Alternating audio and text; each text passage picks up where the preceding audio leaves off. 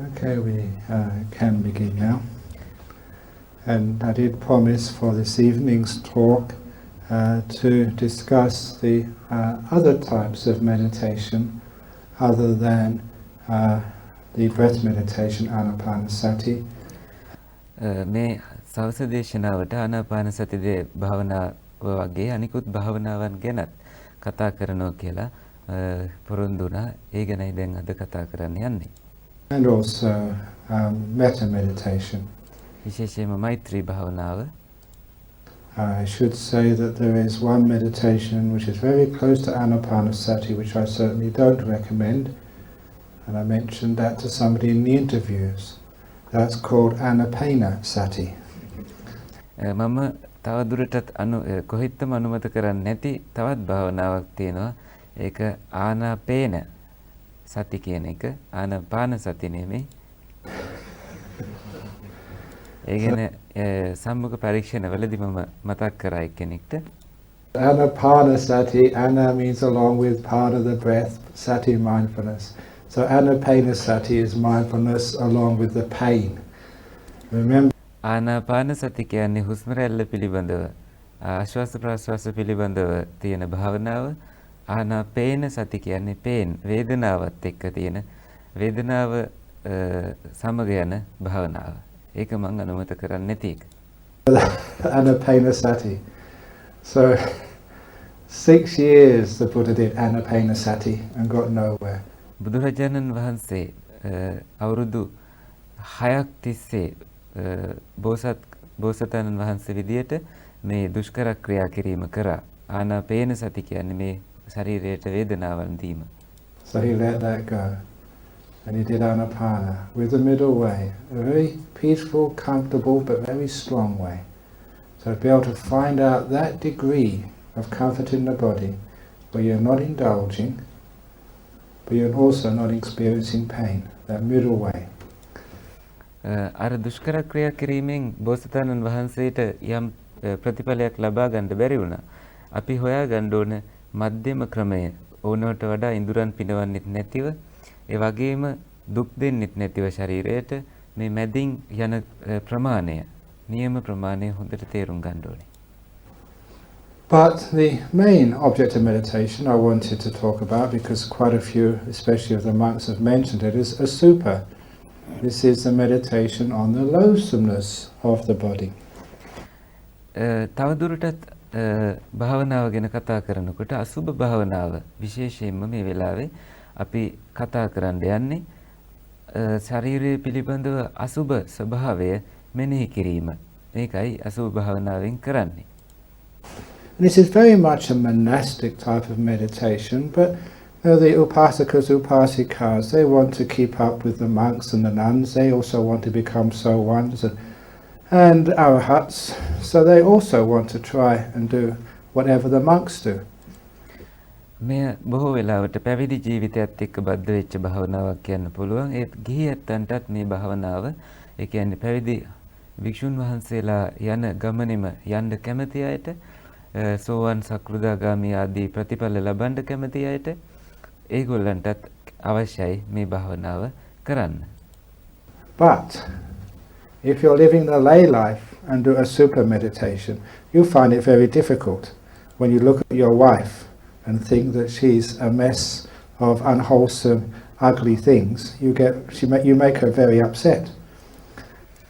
අසුභ භාවනාව ගිහි ජීවිතේ ඉඳගෙන කරන්න කිව්වොතින් විශේෂයෙන්ම ඔබේ භාර්යාව දෙස බලන්නේ කසල තියෙන කුණු තියෙන අවුල් වෙලා ගියපු එහෙම දෙයක් විදියට බලනකොට ඔබ ඇයව බොහෝ දුකටපත් කරනවා.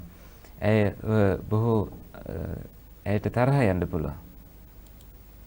So it's very difficult for the lay community to do a super meditation. ඒ හින්දා අසුභ භාවනාව ගිහි ඇත්තන්ට කරන්න යන එක ටිකක් අපහසුයි.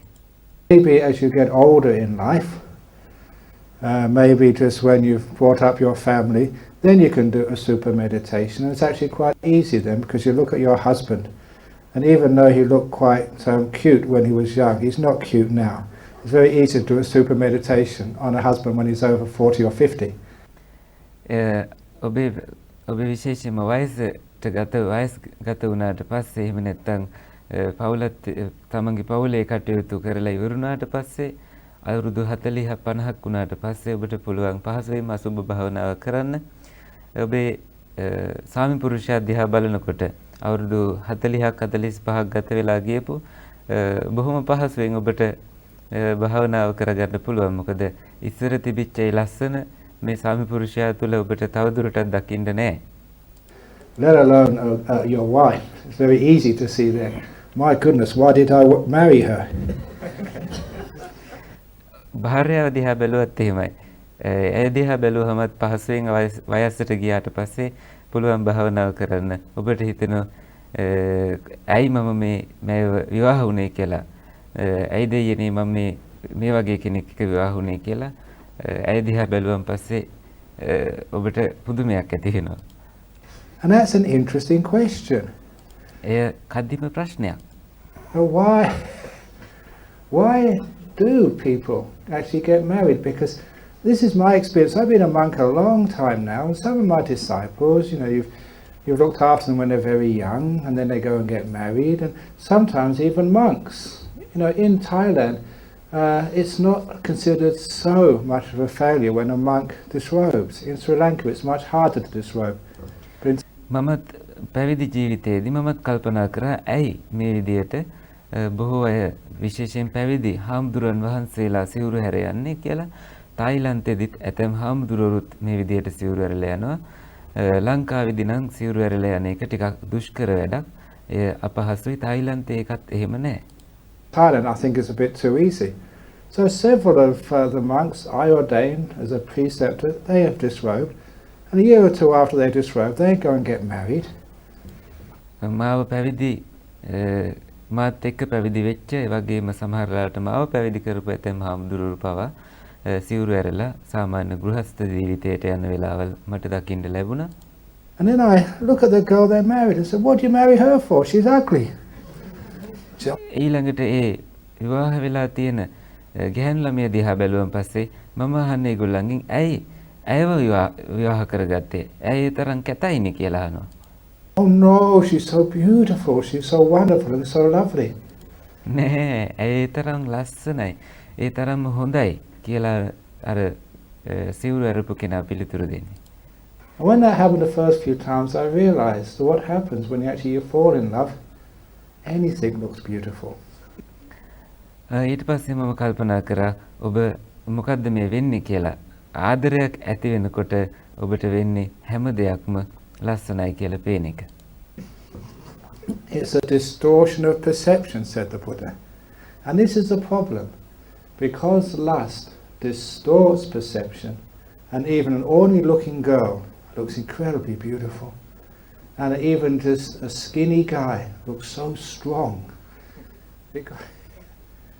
Because of that, you realize that lust actually does distort perception. මේ අපේ නියම දර්ශනය අපේ වහලා දානවා.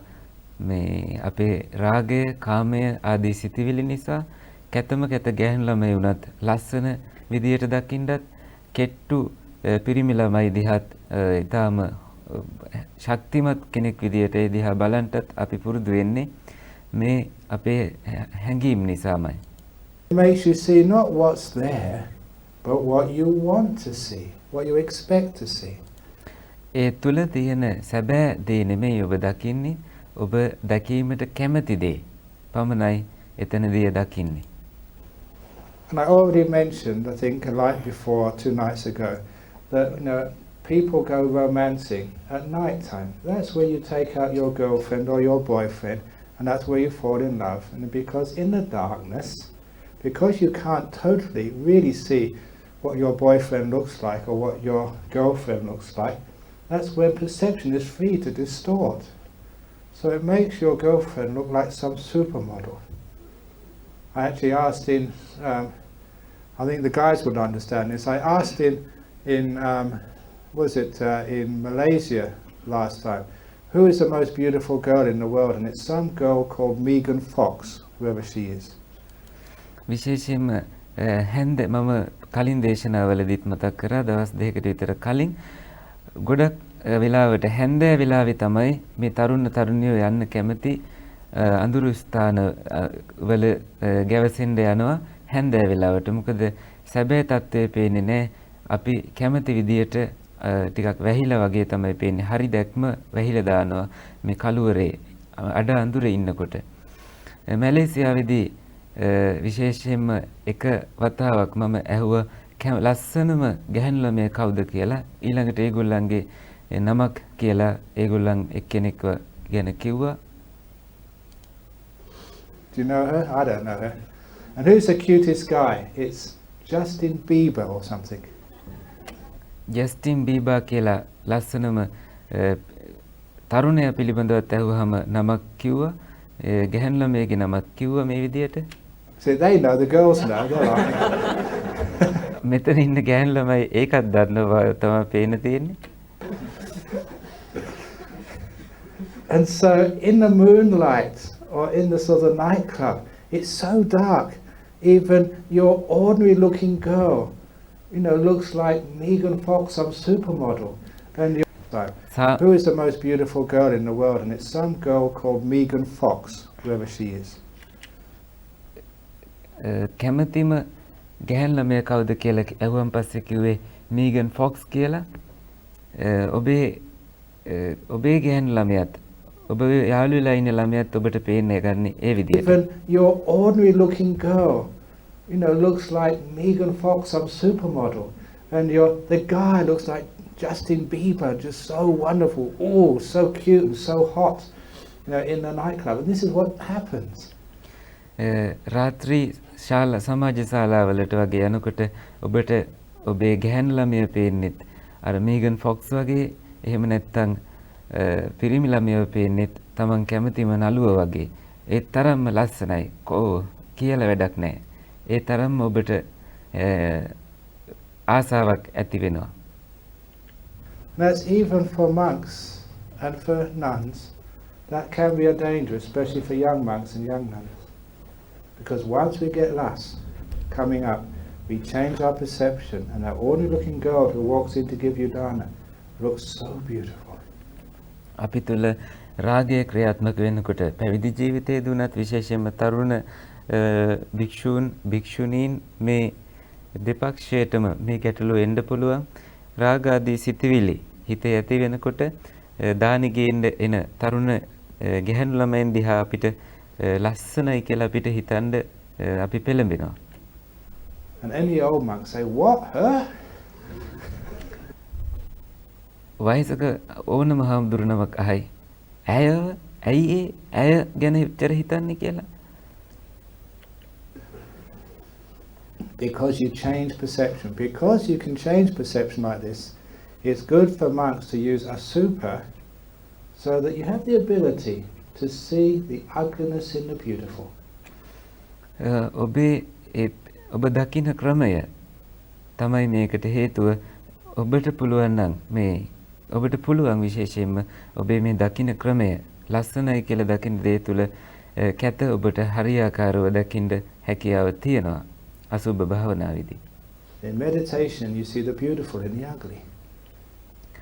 භාවනාවේදී ඔබ කැත දේ තුලත් ලස්සන දකිනවා.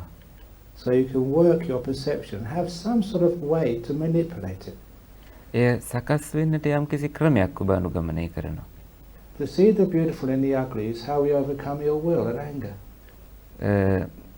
කැත දේ තුල ලස්සන දැකීම තුලින් ඔබ ඔබේ තරහව පාලනය කිරීමත් කරනවා. Have some monk or some lay person who gives you such a hard time. So you see the good qualities in that person. You see the beauty. කවුරු හරි හාමුදුරු නමක් හරි ගිහි කෙනෙක් හරි ඔබට ඊටාම තදින් ඉන්න කවුරු හරි ඉන්නවා නම් ඔබ අකමැතිම ඒ තුල ඔබ පුළුවන් භාවනාවේ ඔබේ භාවනාව දියුණු කරගෙන යන්න ඒගොල්ලන්ගේ හොඳ ගති ගුණ දිහා බැලීම තුලින්. Which means, they're a good person, but they just make some mistakes. එතෙන්දී ඔබ හිතනවා ඒගොල්ල කොච්චර හොඳයිද පොඩි පොඩි වැරදි දේවල් කරාට. And that way you don't get lost in your will. ඔබේ චේතනාව එතකොට ඔබව අතරමං කරන්නේ නැහැ. The same way we also learn how to perceive the ugly and the beautiful. ලස්සන තුල කැත දකින්නේ මේ ක්‍රමයටම තමයි. Don't get into lust. කාමයට හැරෙන්නේ දෙන්නේ නැතිව. Now the standard way of doing that is actually to look at the parts of the body. There are 31 parts in the sutras, 32 parts in the commentaries. ලයසම ක්‍රමයක් තමයි මේ ශරීරයේ විවිධ කොටස් පිළිබඳව දැකීම. සූත්‍රවල 31කුත් අටුවාවල 32කුත් වශයෙන් මේ ශරීරයේ කුණුප කොටස් විස්තර කරලා තියෙනවා. But I've done that so many times, and so many other monks have done that, and frankly, according to my experience of being a monk for a long time, that doesn't work very well. අපි බොහෝ අය මේක අවුරුදු ගණනාවක් කරලා තියෙනවා. අවංකවම කියනවා නම් භික්ෂුවක් විදියට මේ අවුරුදු ගණනාවක් මගේ පුහුණුව තුළ ඒ දෙතිස් කුණුපයන් මෙනෙහි කිරීම හරියටම මට නම් වැඩ කරේ නැහැ. I've known many monks who've contemplated the 32 parts of the body for about 3 or 4 years, left the monkhood and got married 1 year later. They've contemplated all these parts of the body so much they start to own one. අවුරුදු 3-4ක් මේ විදියට භාවනා කරපු හාමුදුරුවෝ තමයි මට තේරුනේ සිවුරු ඇරලා ගිහිල්ලා ඒ වගේ ශරීරයක් හොයන්න ගියේ. ඒ කියන්නේ ඒගොල්ල විවාහ වුණා. They say, well, all these things are parts of the body. Yes, but the way they're put together is so luscious and lovely. මේ ශරීරයේ විවිධ කොටස් බොහොම පිළිවෙලට ලස්සනට තියෙන හැටි දකින්න ගත්තාම ඒකෙන් කාමය තියෙනවා. That's the problem. So doing the 31 parts of the body, yes, sometimes it can help. Which is why, we have all these funny stories, what we do as teaching young monks.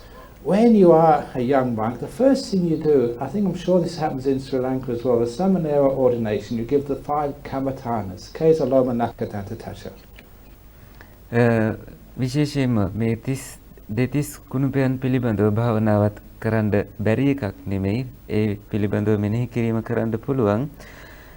පැවිදි ජීවිතයට ඇතුල් වෙනකොට සාමණේරයන් වහන්සේලා විදියට අර කමඨහන් දීම කරනවා. කේසා ලෝමා නඛ දන්තා තචෝ කියලා. ඒ විදියට ඒ කමඨහන් දීම කරන්නේ. And of course, when I was given that as my novice ordination many years ago, I wanted to find out why. මේක මට කියලා දීපු කාලේ මම පැවිදි වෙනකොට අවුරුදු ගණනාවකට කලින් මටත් හොයන්න ඕනුණා ඇයි මේ විදියට මේ කේසාලෝම නකාදන්තා තචෝ කියලා මෙනෙහි කරන්න දෙන්නේ කියලා. විශේෂයෙන්ම කෙස් බාන වෙලාවට. What are you supposed to do with Kesa Loma Nakadanta Chacha? That's hair of the head, hair of the body, nails, teeth and skin. ශරීරයේ ඉස්සෙල්ලම හිසේ කෙස් ඊළඟට ශරීරයේ කෙස් ඊට පස්සේ නියපොතු දත් මේ ආදී වශයෙන් ඇයි එහෙම මෙනෙහි කරන්න දෙන්නේ? It's only a long time afterwards I started to reflect on this and realize these are the 5 parts of the body which are on the outside. ඊළඟට මට තේරෙන්න ගත්තා මේ පහ තමයි ටික කාලයකින් මට තේරුනේ මේ පහ තමයි පිටතින් අපිට පේන්න තියෙන ශරීරයේ කොටස් ටික කියලා. කෙස් ලොම් නියදත් සම කියන කොටස් පහ. All the other ones are inside, you can't really see them. අනිත් හැම දෙයක්ම ඇතුලේ තියෙන්නේ. බොහෝ වෙලාවට ඔබට ඒව දකින්න බෑ. And when you look at it, Kesa and Loma, hair of the head and hair of the body, what you see, you may see this beautiful blonde girl or dark-haired girl, whatever you like, see a beautiful hair. විශේෂයෙන්ම මේ කෙස් දකිනකොට ඔබට පේන්නේ ඊටාම අලංකාර ගැහැණු ළමෙක් හෝ පිරිමි ළමෙක් ඒ තරම්ම හැඩයට එය වැවිලා තියෙන නිසා. What are you seeing? It's all dead matter. ඒ දකින්නේ මරණයටපත් වෙච්ච ශරීරයේ කොටසක් ඔබ. Because as a scientist I know the roots of the hair are actually under the skin, you can't see. විද්‍යාඥයෙක් විදිහට මම දන්නවා කොණ්ඩේ නියම මූලයන් තියෙන්නේ සමට ඇතුලෙන් අනිත් ඒවා පිටතින් තියෙන්නේ මැරිලා ගියපු කොටස්. Well, you see this really hunky guy with a nice beard and a nice moustache. That's all dead. හොඳ උඩු රැවුලක් තියෙන එහෙම නැත්නම් යටි රැවුලක් තියෙන අර හැඩකාර තරුණයෙක්ව දැක්කහම ඒ දකින්නේ ශරීරයේ මැරිච්ච කොටස්. Because the roots are underneath. හේතුව පතුලෙන් තමයි එහි මූලයන් තියෙන්නේ කෙස්වල. And the same, if you notice, with the nails and the teeth, that's all dead. The roots inside. Ask a dentist. නියපොතු වලිත් වලත් විශේෂයෙන්ම දත්වලත් තියෙන්නේ මේ වගේම අපිට මේ දත් පෙන්නලා අපිට කියන්න පුළුවන් මේ මැරිච්ච කොටස් තමයි අපේ මුඛය තුළ තියෙන්නේ. එහි නියම මුල් තියෙන්නේ ඇතුළට වෙන්න. ඕනනම් දන්ත වෛද්‍යවරයෙක්ගෙන් අහලා බලන්න. This is dead matter. You hold a match to it, it doesn't hurt it at all. මේකට යම් කිසි කූරක් වගේ එකක් තියලා බලන්න ඔබට රිදෙන්නේ නැහැ මොකද මේ කොටස් මැරිලා තියෙන්නේ. It is dead. And the nails, that's dead. The live part is just under the surface. එහි සජීවී කොටස තියෙන්නේ පිටත පෘෂ්ඨයෙන් ඇතුළට වෙන්නයි. දත්වලත් නියපොතුවලත් කියන මේ හැම එකම. As for the skin, you know, you should know this from biology. As doctors here, the outside of the skin is all dead. It peels off. That's where you get the dust in the house. හැමත් ඒ වගේ හැමේ පිටත අපිට මේ පේන කොටස හැම දෙයක්ම මැරිච්ච කොටස් තමයි දකින්නේ. මේක ටිකක් හූරලා බැලුවට පස්සේ අතේ කුණු අපිට දකින්න පුළුවන්.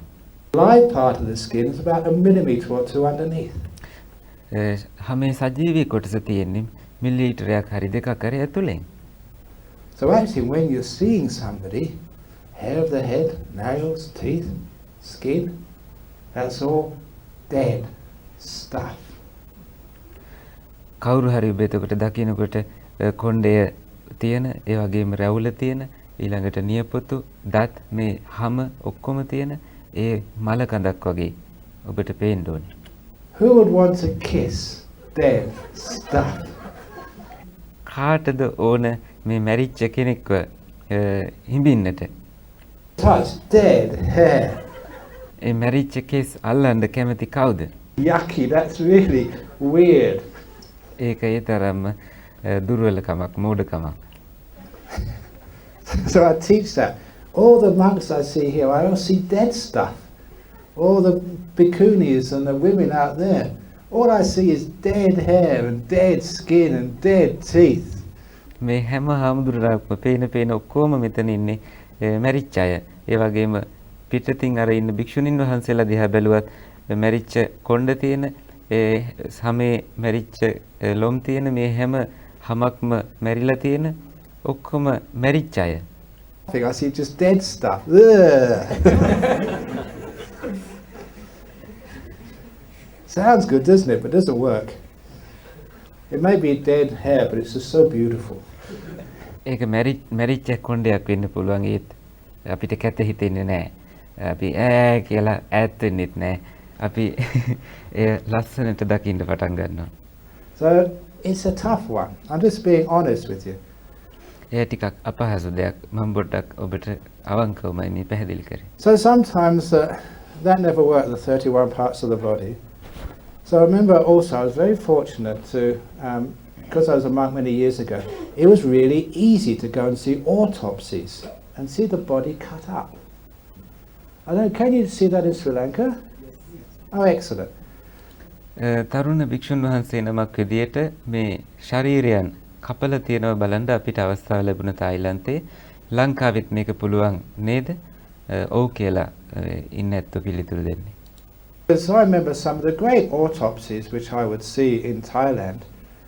Because you were monks, you were allowed just to walk into the autopsy rooms and no one would stop you. There were guards there to stop ordinary people. For monks, you could just walk straight in. මුරකාරයෝ දාලා තිබුණ තායිලන්තයේ මේ මෘත ශරීර කපලා තියෙනවා බලන්න යන තැනට හාමුදුරුවන්ට නිකම් මෙතෙන්ට ඇවිදගෙන යන්න පුළුවන්. නමුත් ගිහි ඇත්තන්ව යනවා නම් පරීක්ෂා කරන්න විතරක් මුරකාරයන්ව යොදලා තිබුණා.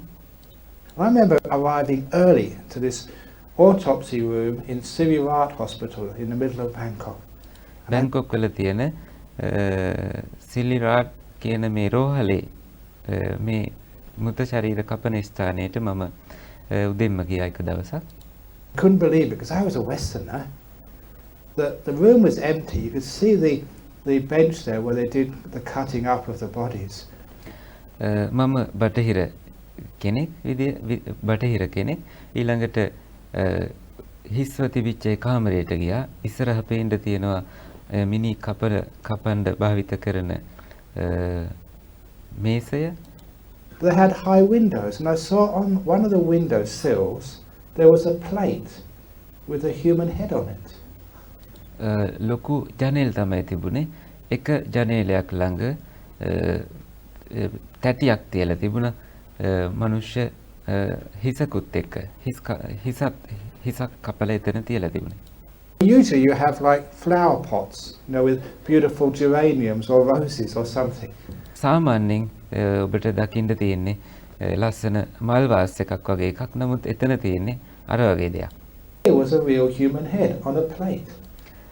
ඒක සැබෑම මනුෂ්‍ය හිසක් තැටියක් උඩ තියලා තිබුණේ. Now if that was in England, that would be so weird. You'd think you're in some sort of movie. එංගලන්තෙදී නම් ඔබ මේක දකින්නේ චිත්‍රපටයක වගේ බොහොම ජුගුප්සාජනක දෙයක් විදියට.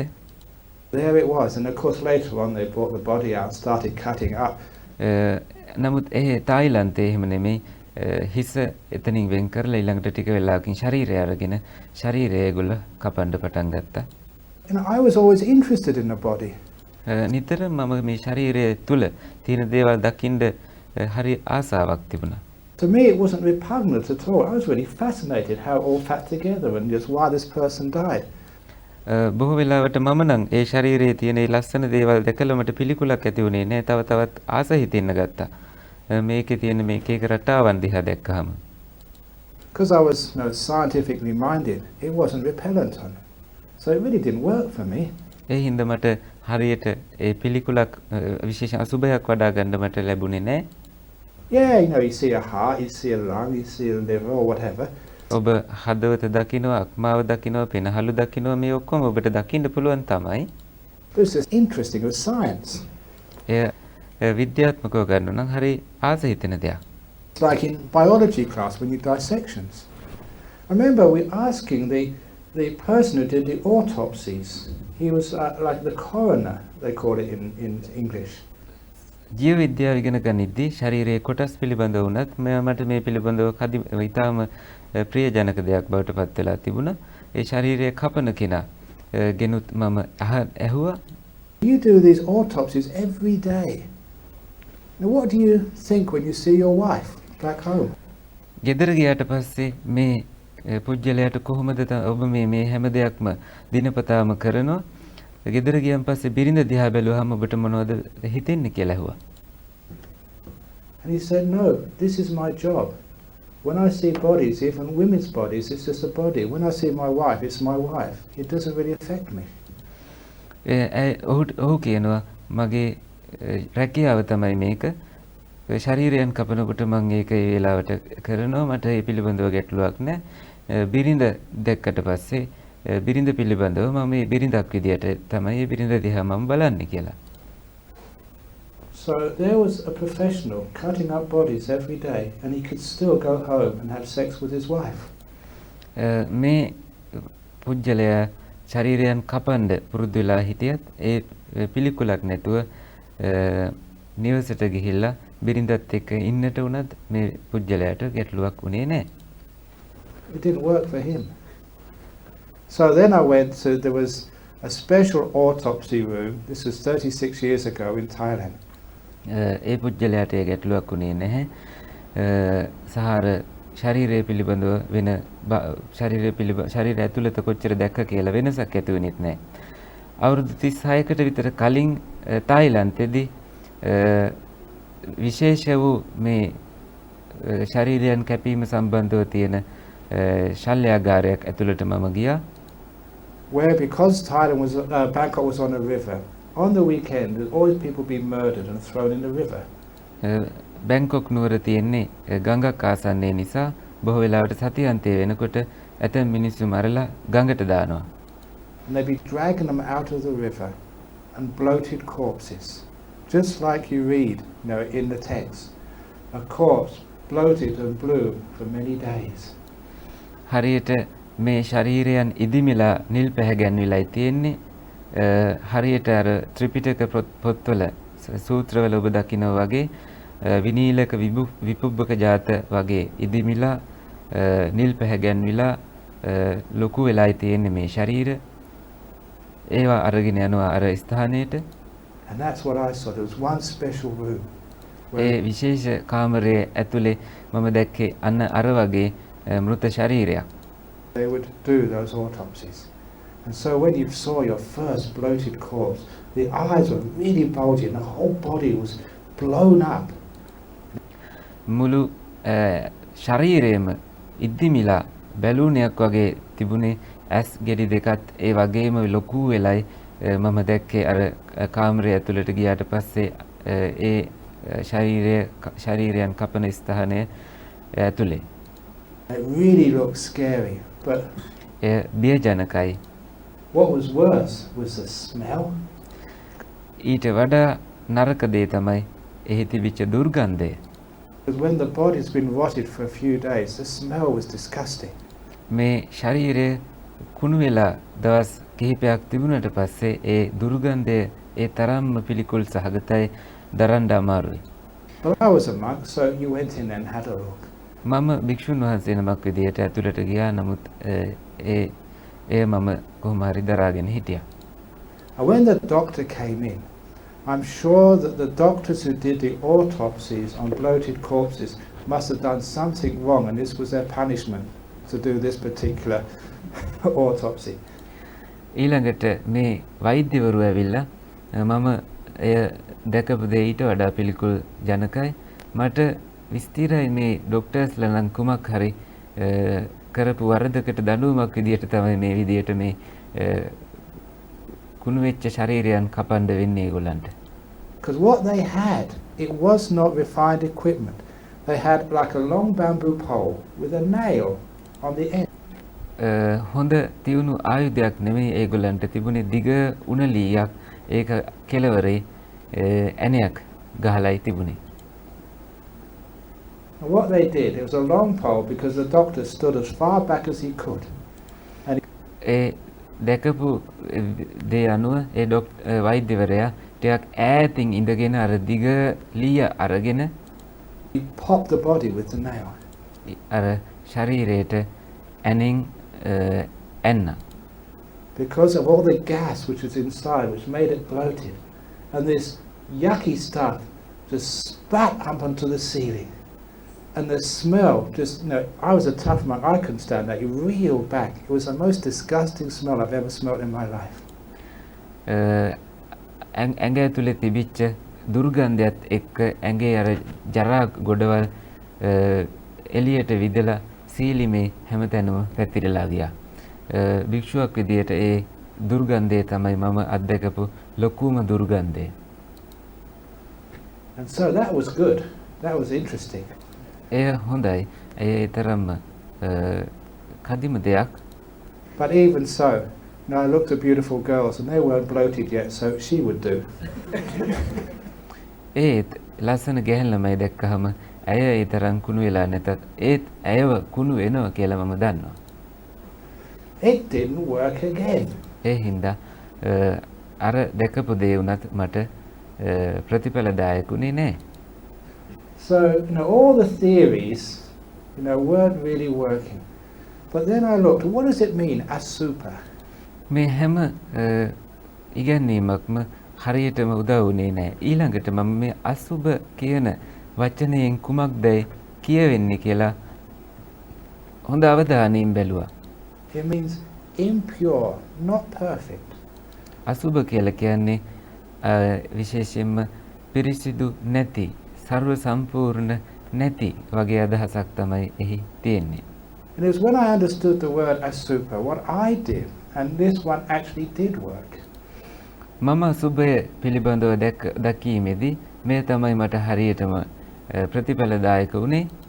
As a young monk, if a beautiful young girl came into the monastery, I would look for her imperfection. ලස්සන ගැහැණු ළමෙක් ආරාමයට එනකොට තරුණ භික්ෂුන් වහන්සේ නමක් වන මා ඉන්න ආරාමයට මම ඒ ගොල්ලන්ගේ යම්කිසි දුර්වල කැත තැනක් තමයි දකින්න පුරුදු වුණේ. I look for some pimple on her skin or some හමේ තියෙන කුරුලෑවක් දිහා මම බැලුවා. smell under her armpits or whatever it was. ඊළඟට ඇගේ කිහිල්ල තියෙන ගඳ දුර්ගන්ධය මම මෙනෙහි කරා. You do the same with boys too. පිරිමි ළමයි එක්කත් ඒකම තමයි. Because I remember as a young man, you wanted to see your girlfriend as beautiful. තරුණ ළමයෙක් විදියට මට මතකයි මම කැමති වුණේ මගේ ගැහැණු ළමයා හරි ලස්සනට දකින්න. Perfect. හරිම අනර්ග, ඊටාම හැම දෙයක්ම හොඳින් තියෙන. And what lust did, it would not see the faults in her. කොච්චර රාගයක්ද කියනවා නම් කිසිම වරදක් ඇය තුළ දකින්න අපි කැමති වුණේ නැහැ. You would see her as again the supermodel. ඇයව සුරූපිනියක් විදියට අයව දකින්නේ. As a girl, you look at your boy as strong, perfect, you'd be in denial to all his faults. සියලුම කියන්නේ පිරිමි ළමයෙක් දිහා බැලුවත් ඕනම ගැහැණු ළමයෙක් තමන්ගේ පිරිමි ළමයා කඩවසම් ලස්සනම හැම දෙයක්ම සම්පූර්ණ තියෙන කෙනෙක් විදියටයි දකින්නේ. So all you needed to do was to find that first fault in that girl, the pimple, කරන්න තියෙන මුලින්ම කරන්න තියෙන දේ තමයි අර කුරුලෑව දිහා ඉස්සෙල්ලාම බලන එක. defect, and that was all that was necessary to stop the lust. ඒ ප්‍රමාණවත් රාගය නතර කරන්නට. She wasn't perfect enough. ඇය සර්ව සම්පූර්ණ නැහැ කියලා ඔබට හිතෙනවා. She had a fault. It was like buying a car and there was a scratch on it. No, it won't take. ඇයගේ යම් වරදක් තිබුණා. ඒ කියන්නේ කුරුලෑ වගේ දෙයක්. හරියට අලුත් කාර් එකක් ගන්නකොට එය සීරිලා තියෙනවා වගේ. ඔබට එහෙම කාර් එකක් අවශ්‍ය වෙන්නේ නැහැ. That one, I'll wait for another one to come in next week. ඊළඟ සතියේ එන වෙනත් මෝටර් රථයක් ගන්න මම කැමතියි කියලා ඔබ සතියක් බලන් ඉන්නවා. So seeing the defects was what helped me with Asupa. Because once you saw the first defect, it was easy to see the second, the third, the fourth.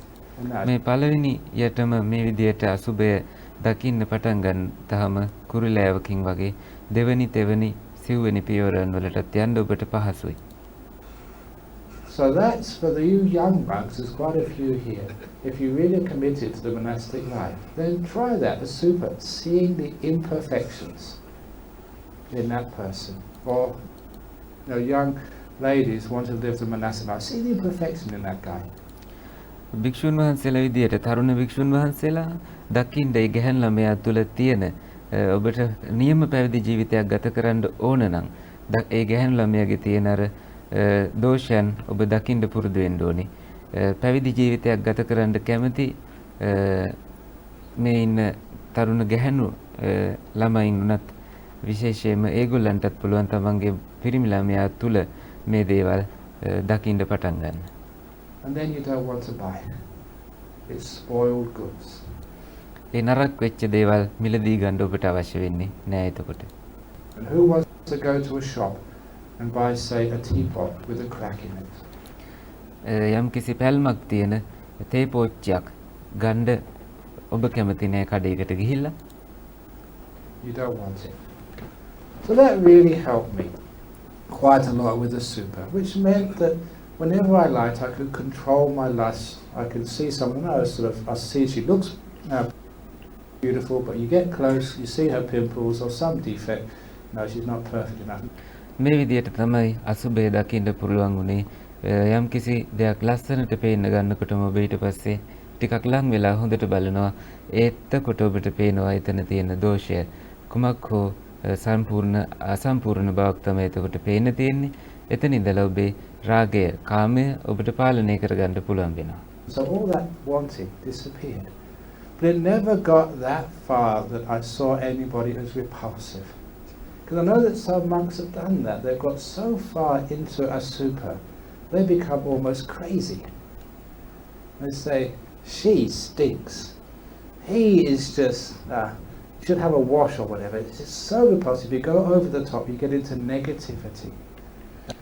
බොහෝ වෙලාවට හාමුදුරුවන් වහන්සේලා මේ භාවනාව වඩපු හාමුදුරුවන් වහන්සේලා වුණත් ඒ භාවනාවේ සාර්ථකත්වයට පත් වුණේ නැහැ. ශරීරයේ විවිධ අංගයන් පිළිබඳව සහ පිළිකුල පැත්තට ඒගොල්ලෝ ගිහිල්ලා ගැටෙන්න ගන්නවා. යම් කිසි කෙනෙක් දැක්කට පස්සේ අපිරිසිදුයි කියලා ඇඟ සෝදගෙන ඉන්න කියලා කියන්නේ. එහෙම නැත්නම් වෙන ඒ වගේ ගැටීමක් ඇති වෙන්නයි, ද්වේෂයක් ඇති වෙන්නයි ඒගොල්ලන් පුරුදු වුණේ. ඒ වගේ දෙයක් තමයි අන්තිමට වෙන්නේ. And with too much asubha, that negativity gets rise to anger. ඒ තරහ ඇති වෙන්නේ අසුභය ඍණාත්මක පැත්තට වැඩිපුරම යන්න හේතු වෙන නිසා. Become such a negative, angry person. It's impossible to meditate. භාවනා කරගන්න බැරි වෙනවා. මොකද ඍණාත්මක තරහ යන කෙනෙක් බවට ඔබපත් වෙන නිසා අර ශරීරයේ යම් පිළිකුල් දේවල් දකින්න ඒ පිළිකුල දිගටම වඩපු අයට. It is too tense, negative, and having too much suffering. ගොඩක් මනසින් පීඩාවටපත් වෙච්ච දුකටපත් වෙච්ච ඍණාත්මක කෙනෙක් බවටපත් වෙන්න තමයි ඔබට වෙන්නේ. So with the super, I always like to try the looking at imperfections. මේ අසුබයත් එක්ක මම උත්සාහ කරමින් හිටියේ අසම්පූර්ණතා දැකීමට යම් අඩුතැන් දකින්න. I know that once even I remember this story of just how some of these interesting methods which some people invent also don't work, because I remember even Ajahn, he was very, very good, very innovative, but even some of the things he suggested didn't work.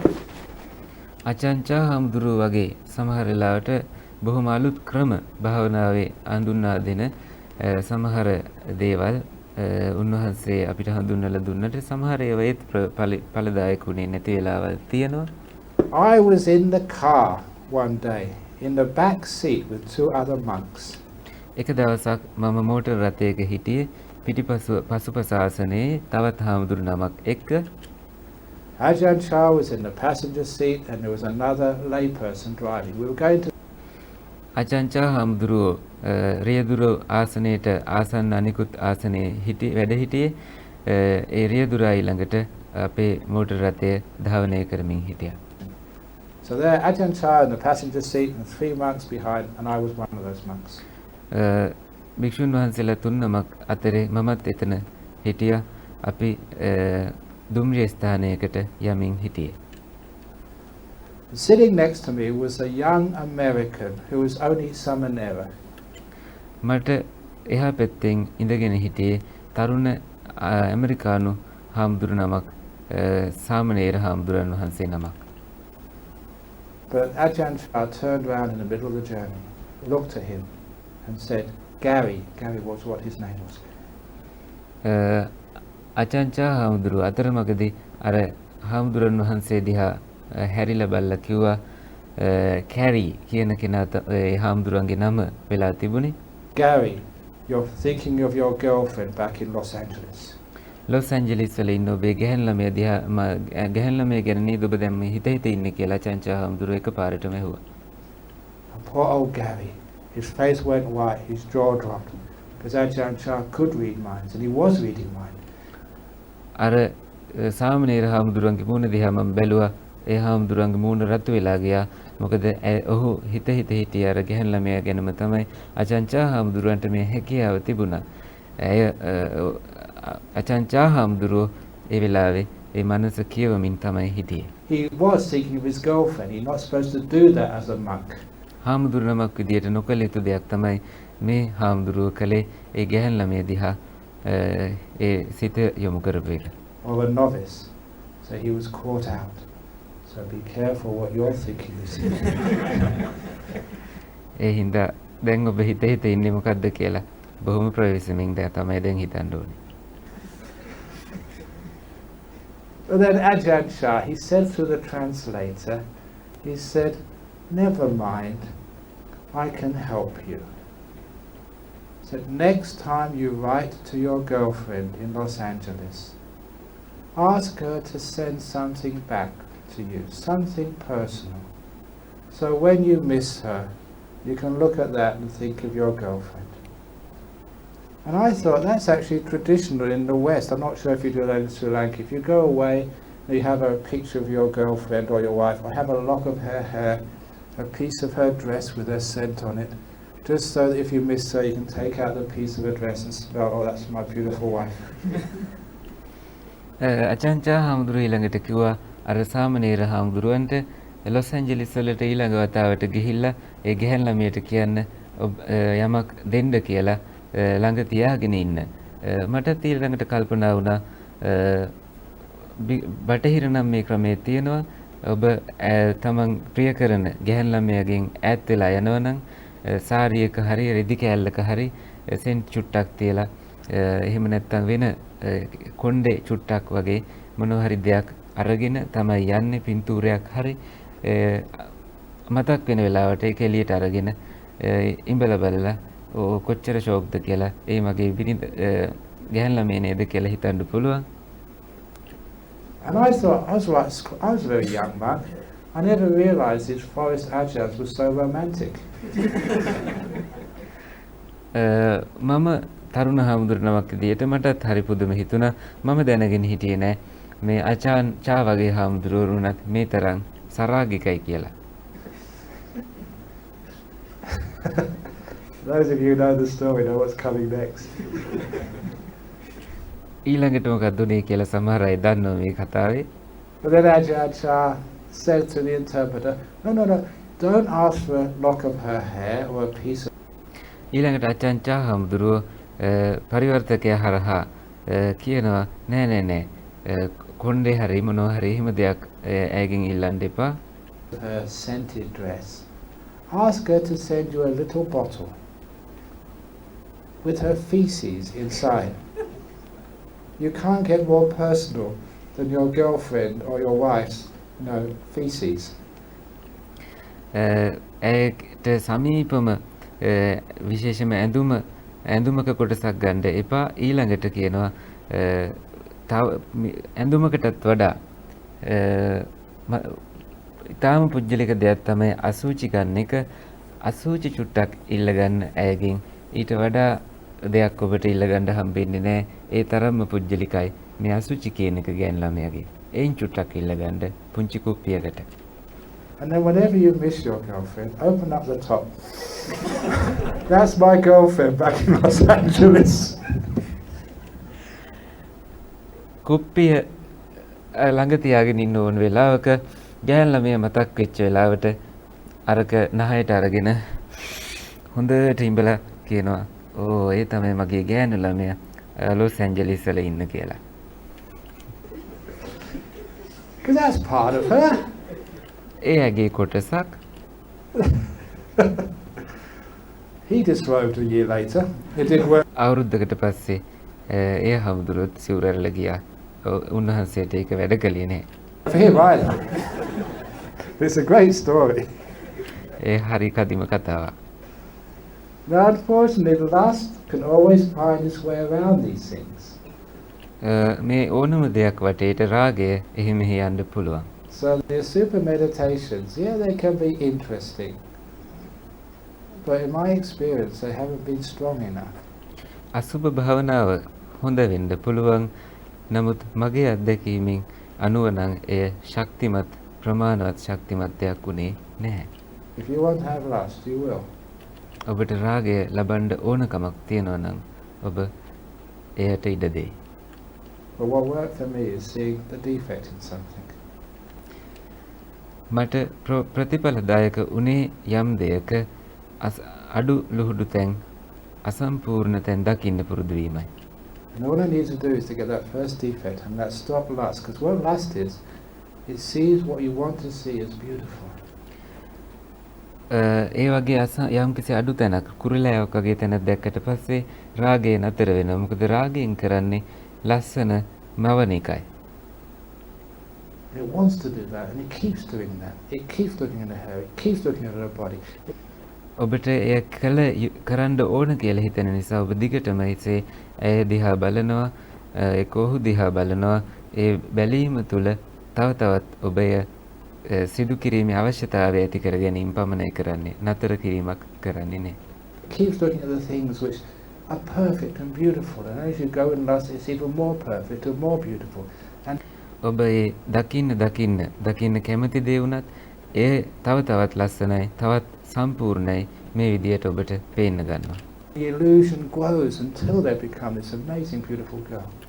ඒ තව තවත් දියුණු වෙලා ඒ තරම්ම ලස්සන කෙනෙක් බවට ඔබට ඒ දකින්න කෙනාව අන්තිමට පේන්න ගන්නවා. It's why that sometimes when you first look at a girl you don't like her, but later on she grows on you. She doesn't grow on you, lust has grown on you. ඉස්සෙල්ලම ගෑන් ළමයි දැක්කට පස්සේ ඔබට යම්කිසි ඔබ ඒ තරම් ප්‍රිය නැති වුණත් කාලයක් යනකොට ඔබ කැමති ඒ ගෑන් ළමයට හේතුව ඔබ තුල රාගයයි ඒ වැඩි වෙලා තියෙන්නේ. ඇය ලස්සන වෙලා නැහැ. Or with a boy as well, so be careful there. Look at a defect and then you get the balance. She's just a girl, that's all. It's just a boy, just an ordinary human being, and they're not perfect. This is not Devaloka. මේක දිව්‍ය ලෝකෙ නෙමෙයි. ගැහැණු ළමයා හෝ පිරිමි ළමයා හෝ ඒවා කවුරු දිහා බැලුවත් ඒගොල්ල සම්පූර්ණ නැහැ. ඒගොල්ලන්ගේ මුලින්ම දකින්න ඕනේ යම් ඒ දෝෂයක්. එහෙම නැත්නම් රාගය වැඩි වීමයි වෙන්නේ. ඒගොල්ලෝ ලස්සන වෙන්නේ නැහැ. ඒගොල්ල සාමාන්‍ය විදියට ඉන්නවා. Maybe in Devaloka all the girls and boys are beautiful. But not සමහර විට දිව්‍ය ලෝකෙ ඔක්කොම ගැහැණු ළමයි පිරිමි ළමයි ලස්සන ඇති. in this Manusaloka. ඒත් මනුෂ්‍ය ලෝකෙ එහෙම නෙමෙයි. We're all imperfect. අපි සියලු දෙනාම අසම්පූර්ණයි. Just look at her fillings in her teeth, or whatever else it is, which is ඇගේ දත් පුරවල තියෙන හැටි උනත් බලන්න ඕනම දෙයක්. imperfect. හැම දෙයක්ම සම්පූර්ණ නැහැ. And then that's the end of lust. එය තමයි රාගය අඩු කරන්න නතර කරන්න තියෙන ක්‍රමය. So that's a super with what's the most important for monastics, which is the අසුබය මේ තමයි අසුබය පැවිදි ජීවිතයට වැදගත්ම විදියට වඩන විදිය. opposite gender. There's also other things we have, we need to get a super, because many things we lust towards or we desire. ඒ වගේම අසුබය තමන්ගේ විරුද්ධ ලිංගිකයා සමග මේ අසුබය වැඩෙන හැටි තමයි ඒ මම මතක් කළේ. තමන් රාගය ඇති කරන කෙනා පිළිබඳව එහෙම නැත්නම් සමහර වෙලාවට අසුබය අපි යම් වස්තුන් පිළිබඳවත් අපි වඩන්න ඕන වෙන වෙලාවල් තියෙනවා. අපි ඒ තරම් කැමති දේවල් සමහර දේවල් තියෙනවා. Sometimes it's like robes. I don't know why people want fancy parikara or pirikura. සමහර වෙලාවට අපේ සිවුරු පිළිබඳව අපි ඇලෙනවා. ලස්සන සිවුරු වටින සිවුරු. Sometimes we see, wow, that's a really nice robe. සමහර වෙලාවට අපි හිතනවා කොච්චර හොඳ සිවුරක්ද මේ සිවුර කියලා. That. Even as a senior monk, actually, I think I've got some patches on my underrobes. මේ ලොකු හාමුදුරන් වහන්සේ නමක් වුණත් මගෙත් අන්දන කඩේ සමහර තැන්වල ඉරිච්ච තැන් තියෙනවා. ඉරිච්ච තැන් මහලා හදාගත්තු තැන් තියෙන්නේ මගේ. Even as a senior monk, I always make sure I got a patch somewhere on my robes, even though මේ කොච්චර ලොකු හාමුදුරු නමක් වුණත් මම හැම වෙලේම බලන්නේ මගේ සිවුරේ කොහේ හරි ඒ වගේ ඉරිලා මහපු තැනක් තියාගන්න. you're a senior monk, and apparently after this people are going to offer me more robes. එහෙම වුණාම මිනිස්සු සමහර වෙලාවට තව තවත් සිවුරු මට පූජා කරන්න යනවා. Well, I usually give those away, because if I have a robe, I'm going to wear this, and when it මට ලැබෙන මේ සිවුරු ගොඩක් වෙලාවට මම අපිට කාට හරි දෙන එකයි කරන්නේ. මම හාමුදුරු නමක් විදියට මේ සිවුර මම බොහෝ කල් පාවිච්චි කරනවා. gets torn, I'm going to put a patch on it. And I'm not මේ ඉරිලා ගියාට පස්සේ මම එහි ආපහු යම්කිසි පැලස්තරයක් දානවා. ආයෙත් ඉරුණාම නැවතත් පැලස්තරයක් මහ ගන්නවා. another patch and another patch. You know what happens with Mahakassapa? ඔබ දන්නවා මහා කාශ්‍යප හාමුදුරන් වහන්සේ සමග ඒ කුමක්ද වුනේ කියලා? He had so many patches on his robe that people had lust for that. Oh, I want a robe like that too. මහා කාශ්‍යප හාමුදුරන්ගේ සිවුරේ තනින් තන මහලා ගොඩාක් පැලැස්තර දාලා තිබුණේ. මිනිස්සු ඒක දැකලා කොච්චර ලස්සන සිවුරක්ද ඒක කියලා ඊට පස්සේ ඒකට ඇලෙන්න ගත්ත සමහර මිනිස්සු. Really weird that you can desire for even ugly things as well. ඒ තරම් අපි දුර්වලයි. මේ කැත දේවල් දෙහා වුණත් අපි ලස්සනයි කියලා දකින්න පටන් ගන්නවා. So that's what lust can do. අන්න එයයි රාගයෙන් කරන දේ. So whether it's your pirika, remember this is just for covering your body, just for looking after yourself. So it's not to do with having the perfect, beautiful bowl or the perfect, beautiful shoes or whatever else. It's just to be used. Who cares what it is? ඔබේ සිවුරු පාත්තර ඊළඟට පාවහන් මේ ඕනම දෙයක් ලස්සනයි කියලා දකින්න යන්න එපා. ඒවා සාමාන්‍ය පාවිච්චියට පමණයි තියෙන්නේ. එය හොඳට තියෙන්න ඕනේ, ලස්සනට තියෙන්න ඕනේ. ඒ විදිහේ සිතුවිලි මොකටද ඇති කරගන්නේ? ඔබට ඒ සම්බන්ධයෙන් කරන්න කිසිම ගනුදෙනුවක් නැහැ. So please monks, live simply. භික්ෂුන් වහන්සේලා වශයෙන් සරලව ජීවත් වෙන්න.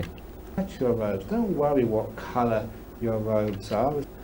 ඔබේ සිවුරේ වර්ණය පිළිබඳව ඔබ කනගාටු වෙන්න යන්න එපා. මොකක්ද ඒ කියලා? As long as it's the right colour according to Vinaya. විනයට අනුකූල නම් නියම වර්ණය නම් ඒක කිසිම ගැටලුවක් නැහැ. ඔබ එය පාවිච්චි කරන්න. Don't worry about just the bowl or other stuff you have or your umbrella. ඔබේ කුඩයත් පාත්‍රයත් මේ ඕනම දෙයක් පිළිබඳව ඕනට වඩා කනගාටු වෙන්න යන්න එපා. Know what colour it is. Just practical simplicity. සාමාන්‍යයෙන් පුහුණු වෙන්න සරල බව කියන එක භික්ෂුවක් විදියට. Otherwise I've seen monks have that spiritual materialism for their requisites. තමන්ට මේ ලැබෙන පිරිකර සම්බන්ධයෙන් බොහෝ හාමුදුරුවරු මම දැකලා තියෙනවා මේ භෞතිකව ඇලෙන්න ගන්නවා තමන්ගේ මනසින්. Simple. And if you have desire for requisites, for nice robes, they're the ones who should actually start to use simple robes or more patch robes and see the danger in these things. ඔබ මේ දේවල් වලට ඇලෙන්නවන වගේ කියලා පේනවා නම් ඔබ දකින්න පුරුදු වෙන්න ඔබ අනිවාර්යයෙන්ම පුරුදු වෙන්න තමන්ගේ සිවුරේ හිදස් තියෙන තැන් ඉරිලා ගියපු තැන් ඒ වගේම පැලැස්තර අල්ලපු තැන් ඒ වගේ සිවුරක් පාවිච්චි කරන්න ඔබ පුරුදු වෙන්න.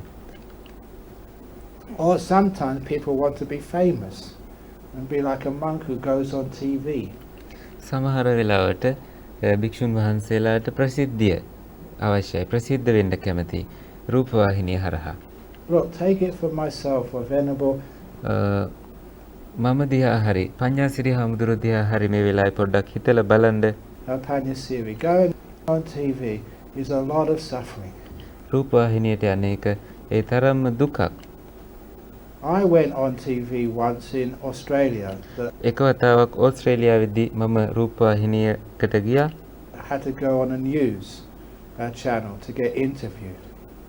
And this was many years ago. And when I went into the studio, they said, you have to go to makeup. මාත් තිබුණේ සම්මුඛ සාකච්ඡාවකට සම්බන්ධ වෙන්න. ඒ වෙලාවේ පටිගත කරන ස්ටුඩියෝ එකට ගියාන් පස්සේ ඒගොල්ලෝ ඇවිල්ලා කිව්වා ඔබ ගිහිල්ලා හැඩගැන්වීම් වලට යන්න ඕනි මේකප් එක දාගන්න ඕනි කියලා. I said, I'm a monk, do I have to? Yes.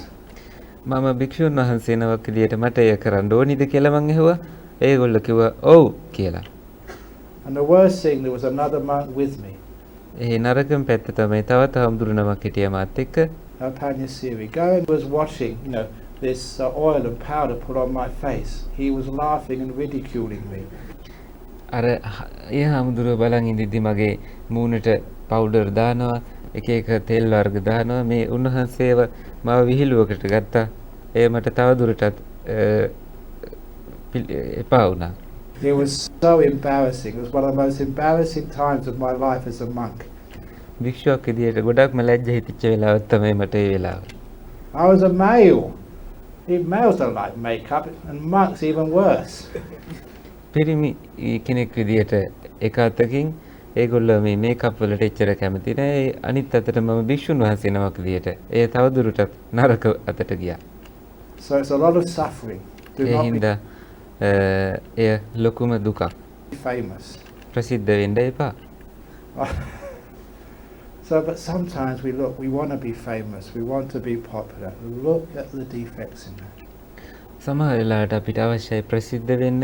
ප්‍රසිද්ධ වීම කියන දේ තුල බලන්න එහි තියෙන අසීරුතා අපහසුතා මේ දේවල් දකින්න. And then all your lust and desire disappears. ඔබ තුල තියෙන ඒ කැමැත්ත ඊළඟට අතුරුදහන් වෙලා යනවා. So whatever else you like, you want, look for its defect, and that's asubha. And that means it will take away much of your craving. අසුභය කියලා කියන්නේ ඔබට මේ ඕනයි කියලා හිතන ඕනම දෙයක් තුල හොඳට එහි තියෙන තත්ත්වය අසීරුතා අපහසුතා අවලස්සන දැකීම.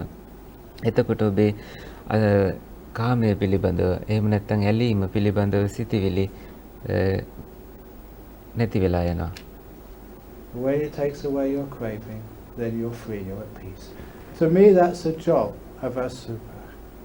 අන්න ඒ තමයි අසුබේ සම්බන්ධයෙන් මට කරන්න තියෙන දේ. To see imperfections, to cut the craving, but not to give rise to aversion, to ill. ද්වේෂය ඇති කරන ආකාරයට නෙවෙයි, රාගය නැති වෙන ආකාරයට අසුබය නිවැරදිව දැකීම. මෙය තමයි නියම ක්‍රමය. Well, so a super should be a balancing. ඒ හින්දා අසුබය සමබරව යා යුතු දෙයක්. A lot of times you don't need to do a super. You know, you're බොහෝ වෙලාවට ඔබට අසුබය වඩීමට අවශ්‍ය වන්නේ නැහැ. peaceful, you haven't got any craving. ඔබට කිසිම තෘෂ්ණාවක් නැහැ. ඔබ සාමයෙන් ඉන්න වෙලාවල් තියෙන්නේ. You know, we're not sort of, in the middle of a sort of the town here, so people don't come in here with beautiful clothes, and there's not really much room for lust. මේ වගේ භාවනා පුහුණු වෙන මේ වගේ ස්ථානයක වුණත් මිනිස්සු එක එක ලස්සන වර්ණවත් ඇඳුම් ඇවිල්ලා ඔබව වෙන වෙන අරමුණු වලට යොමු කරවන්නේ නැහැ. ඒ හින්දා රාගයක් ඇති වෙන්න විදියක් නැහැ ඔබට. So you don't really need to do a super all the time, but it's there for you in case you get sort of attracted and get into lust. So බොහෝ වෙලාවට ඔබට එහෙම පරිසරයකදී අසුබය අවශ්‍ය වෙන්නේ නැහැ. නමුත් ඕන වෙලාවක පාවිච්චියට ගන්න අසුබය පිළිබඳව අවබෝධය ඔබට තිබෙන්න ඕනේ. it's always used as a balance, as an antidote. So you don't take the antidote for snake venom unless you've been bitten by a snake. So if you've been bitten by lust, then take the antidote of a super. Maybe විශේෂයෙන්ම සර්පය දෂ්ට කරාට පස්සේ නිතරම ඔබ බෙහෙතක් පාවිච්චි කරන්නේ නැහැ. විෂ දුරු කරන ඒ වෙලාවට විතරයි ඔබට අවශ්‍ය වෙන්නේ. හින්දා රාගයෙන් දෂ්ට වෙච්ච වෙලාවට පාවිච්චියට ගන්න අසුබය ඔබ විෂහරණයක් විදියට පාවිච්චි කරන්න පුළුවන්. you can train in the super just so you're used to taking the antidote, but you don't need to overdo it. ඒ හින්දා ඕනවට වඩා කිරීම අවශ්‍ය වන්නේ නැහැ. අවශ්‍ය වෙන වෙලාවට පාවිච්චියට ගන්න ඔබ තියාගෙන ඉන්නවා. So that's why I don't do much a super. I don't encourage too much. A little bit, but not too much. ඒ නිසයි මම අසුබය ඕනවට වඩා කරන්නෙත් නැත්තේ, ඕනවට වඩා කරන්න කියලා කියන්නෙත් නැත්තේ. ටිකක් කරනවා. නමුත් ඕනවට වඩා කරන්නේ නැහැ. අවශ්‍ය වෙලාවටයි ඒ කරන්නේ. Now the other meditation, which is very common and some people have mentioned, is kasina meditation. අනිකුත් භාවනා ක්‍රමය තමයි කසින භාවනාව. සමහර අය මේ පිළිබඳවත් මට මතක් කළා. There's an alternative to the breath meditation. That's where එය හුස්ම රැල්ල සම්බන්ධයෙන් ආනාපාන සති භාවනාවට අමතරව යන තවත් ක්‍රමයක්. you have a disc of light. I know there is like the other casinas, like the the fire casino, water casino, or things like that. But what you need to do there is be able to visualize. සමහර වෙලාවට ආලෝක කසිනයක් එහෙම නැත්නම් ගින්දර පිළිබඳව මේ විදිහේ නොයෙකුත් විදියට තියෙනවා කසිනයන්. මේ කසිනයන් පිළිබඳව කතා කරනකොට Literally again, as I said the other day, to imagine. So you use the external object over there so you can imagine the object inside. අර එක දවසක් මම කිව්වා වගේ මේ කසිනේදිත් කරන්නේ යම් කිසි වස්තුවක් පිළිබඳව ඉලක්ක කරන එක. පිටතින් තියෙන දෙයක් මම මතක් කරා ඇතුළත අපි මවා ගන්නවා. හිතින් දකිනවා. Some people can do that very easily. Some people find it difficult to visualize. සමහර අයට එය පහසුවෙන් කරන්න පුළුවන්, සමහර අයට එය ටිකක් අපහසුයි. I know many Australian monks, they've ordained in the Tibetan tradition, and that's a බොහෝ ඕස්ට්‍රේලියානු හාමුදුරුවෝ මේ ටිබෙට් සම්ප්‍රදායේ පැවිදි වෙච්ච අය ඉන්නවා.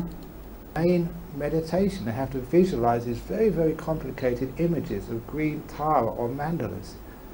And you ask them, බොහෝ වෙලාවට උන්වහන්සේලාට යම් කිසි ඊටම අවුල් වෙලා ගියපු යම් වස්තුවක් හිතේ මවාගෙන එය දකිමින් භාවනා කරන්න තියෙනවා. can you do it? They said, no, we can't. Can you please teach us breath meditation? ඒගොල්ලෝ සමහර වෙලාවට කියනවා අපිට ආනාපාන සතිය කියලා දෙන්න පුළුවන්ද අපිට මේක කරන්න බෑ කියලා. So many of the Tibetan these Westerners who are trained in the Tibetan tradition, they asked to do Theravada Anapanasati because it's so A difficult. හින්දා බොහෝ ටිබෙට් සම්ප්‍රදාය පැවිදි වෙච්ච ඕස්ට්‍රේලියානු බටහිර අයට කියන්නේ මේ තේරවාද සම්ප්‍රදායේ තියෙන ආනාපාන සතිය වඩන්න කියලා. For them to visualize. ඒගොල්ලන්ට හරීම අපහසුයි දෙයක් හිතින් දැකීම කියන එක. But if you have a visual mind, fine, do that. And how it works is you've got to have an image inside your mind first of all, but it's so difficult to hold unless it's delightful. So which is why if you are choosing a kasina, it has to be some object or some colour which you like, which you have an ඔබ යම් කිසි දෙයක් පිළිබඳව අරමුණු කරනවා නම් ඒ ඔබ කැමති යම් කිසි ඉලක්කයක් විය යුතුයි. එහෙම නැත්නම් අපහසුයි ඔබට එය හිතින් දකින්න. affinity towards, which you like looking at. Because only if you like looking at it can you actually hold it. To visualize something, yes, you can visualize anything for a couple of seconds, but to hold it long enough to actually to work in meditation is a very difficult thing to do, unless it's delightful and beautiful. ඔබ කැමති නැත්නම් යම් කිසි මේ වස්තුව ඔබ ඉලක්ක කරන එය බොහෝ වෙලා පවත්වාගෙන යන්න බැරි වෙනවා භවනාවත් අසාර්ථක වීමයි සිද්ධ වෙන්නේ. So some people have an affinity for certain colours, and so they can look at that colour and they can close their eyes, they can visualize it, and very quickly it becomes delightful. සමහර වෙලාවට යම් කිසි වර්ණයක් පිළිබඳව ඉලක්ක කරාට පස්සේ ඒගොල්ලන්ට පුළුවන් වෙනවා එය ඇතුළත දකින්න ඒ වගේම එය පිළිබඳව ප්‍රියතාවයක් ඇති කරගෙන දිගටම භාවනාව කරගෙන යන්නට. And it's important to get the delight in that image. ඒ හින්දා ඒ වස්තුව තුල ප්‍රීතිමත් භාවය ඇති කර ගැනීම වැදගත්. Pretty quickly. It has to look beautiful. If it ඊටාම doesn't, පහසුවෙන් ඊටාම ඉක්මනින් එය ලස්සන එකක් බවට පත් කරගත යුතුයි. එහෙම නැත්නම් එය භාවනාව සාර්ථකත්වයට හේතු වෙන්නේ නැහැ. you're going to have a hard struggle, a lot of effort keeping it in your mind. ඒ හින්දා බොහෝ දුෂ්කර උත්සාහයක් ඔබට ගන්න වෙනවා එය මනස තුල තබාගෙන ඉන්න. If it's delightful, you don't have to put forth effort. එය ප්‍රියජනක නම් ඔබට උත්සාහයක් වැඩිපුර යොදන්න ඕන වෙන්නේ නැහැ. එය මනස තුල රඳවාගෙන ඉන්නට. It's a delight, holds the attention, it holds mindfulness. ඒ ප්‍රීතිය මනස තුල අවධානය පවත්වාගෙන යන්නට උපකාරී වෙනවා. එයයි ඊළඟට මනසේ පවතින්නේ. Remember, there's two ways of maintaining mindfulness. One is through effort, which is tiring and it makes you tense. භාවනාවේදී කරන්න තියෙන ක්‍රම දෙකෙන් එකක් තමයි මේ ඕනවට වැඩිය අධික උත්සාහ ගැනීම. ඒ තුළ ඔබ තව තවත් ආතතියටපත් වීමයි වෙන්නේ. The other way is through encouraging delight. අනිත් ක්‍රමය තමයි මේ ප්‍රීතිය දියුණු කිරීමට දිරිමත් කිරීම. And if it's something you're delighting in, where's the effort? You can focus on it with ease. You know, if there is the most beautiful girl in Sri Lanka comes in this room right now, you won't need to put effort to maintain your attention on her. It's natural. You have to put effort to turn your attention away. If it's ඔබ කැමතිම ගැහැණු ළමයා මෙතෙන්ට එනවා නම් මේ පුහුණු වෙන ස්ථානයට ඔබට අවශ්‍ය වෙන්නේ උත්සාහයෙන් ඒ දිහා බලන්න. ඔබ උත්සාහ කළ යුත්තේ ඒ දිහා බැලීමෙන් ඉවත් වීමටයි. something very beautiful, it's very easy. I ලස්සනම දෙයක් නම් එය බොහෝ පහසුයි. remember actually a couple of times I've given කීප වතාවක් මට මතකයි මම භාවනා පුහුණු කිරීම වලදී retreats and supermodels have been on my retreat. බොහෝ වෙලාවට ඒ බොහොම ලස්සන ස්වරූපිනියෝ එනවා මේ භාවනා පුහුණු වැඩසටහන් වලට. The first time was in Perth. ඕස්ට්‍රේලියාවේදීත් එහෙම වුණා. There was a Thai film actress came on my තායිලන්තේ චිත්‍රපටි වල ඉන්න නිලියක් ආව මගේ භාවනා පුහුණුවට. She was very famous in Thailand. ඇය ඉතාම ප්‍රසිද්ධයි තායිලන්තේ. No one knew her in Australia. ඕස්ට්‍රේලියාවේදී කවුරුවත් ඇය වඳුරන්නේ නැහැ. She was one of these great screen stars. ඇය නිතරම තිරවල දකින්න පුළුවන් තාරකාවක්. On that retreat, I was amazed how many young Thai boys came on my retreat to learn meditation. මට පුදුමයි කොච්චර තරුණ තායි ළමයි ආවද භාවනා වැඩසටහනට කියලා. මොකද අර ගැහැණු ළමයි හිටිය නිසා. They weren't there for the meditation, they were there for the girl. ඇය නිසා ඒගොල්ලෝ භාවනාවට ඇවිල්ලා හිටියේ භාවනා කරන්න නෙමෙයි. ඒ ගැහැණු ළමයි දිහා බල බල ඉඳ ඇවිල්ලා තිබුණා. I remember another one of my students in Perth. She went up to Dharamsala in India to visit the Dalai Lama. And so she went to the morning meditation and she couldn't watch her breath at all.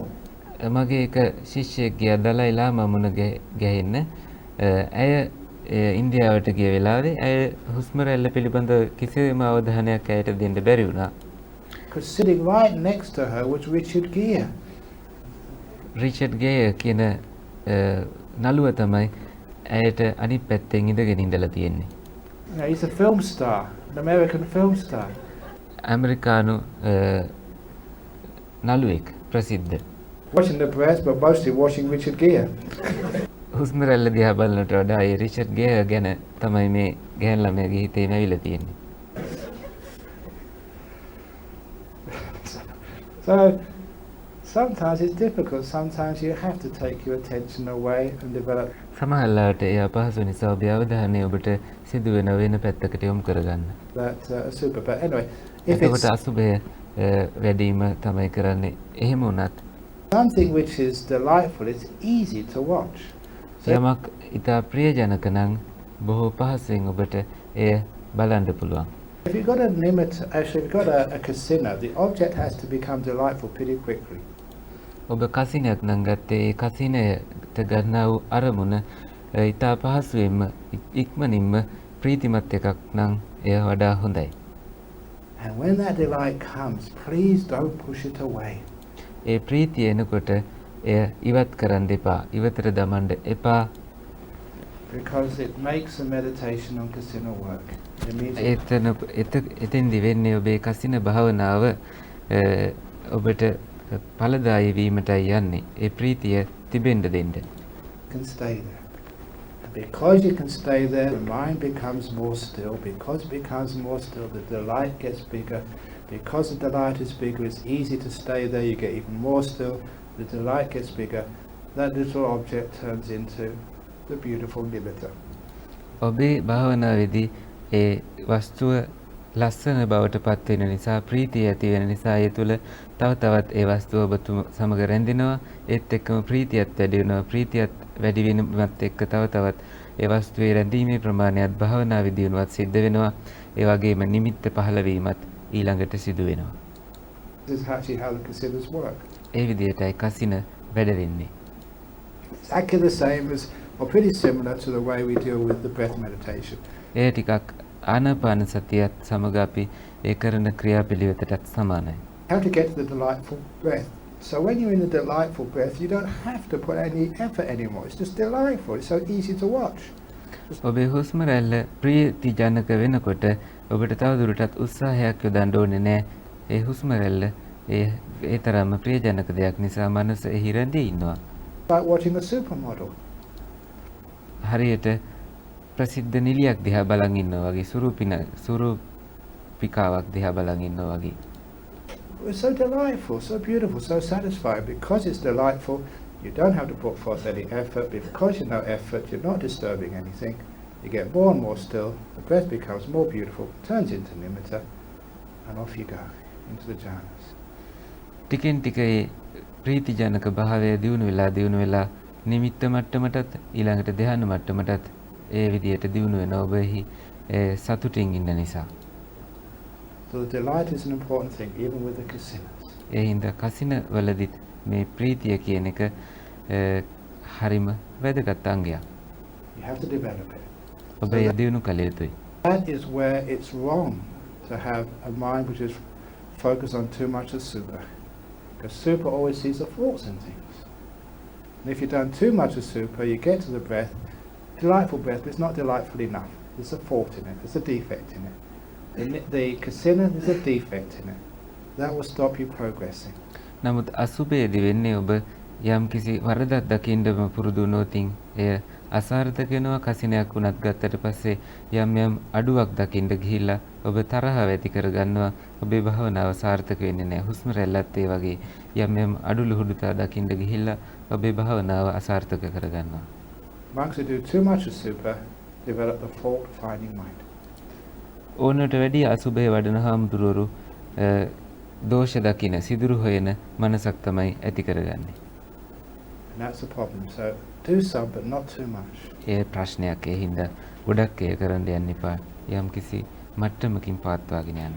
And get the positive mind, which can A see the හින්දා ධනාත්මක මනසක් ඇති කරගන්න. beauty in things, because that will lead you දේවල් තුල ලස්සන දකින්න පුළුවන් විදියට. into the deep meditations, the jhanas, which are necessary for enlightenment. ගැඹුරු භාවනාවලට ඒ වගේම අවබෝධය පුළුල් වෙන්න විශේෂයෙන්ම රහත් භාවයේ පත්වීම සඳහා ඔබේ භාවනාව දියුණු කරගන්නට මේ ලස්සන ක්‍රම ආකාර විදියට අපි භාවනාව දියුණු කරගෙන යන්න ඕනේ. Some of the other meditations which people do, we've mentioned Buddhanussati. බොහෝ වෙනත් භාවනා ක්‍රම මිනිස්සු සඳහන් කරන බුද්ධානුස්සතිය වගේ And Dhammanussati, Sanghanussati, Silanussati, Devatanussati, ධම්මානුස්සති, සංඝානුස්සති, සීලානුස්සති, දේවසානුස්සති. Chanussati. These are the inspirational meditations. මේ තමයි තමන්ව උද්‍යෝගීමත් කරන්නා වූ භාවනාවල්. And these are really important. මේවා බොහෝ වැදගත්. I use these a lot. මම බොහෝ විට මේවා පාවිච්චි කරලා තියෙනවා.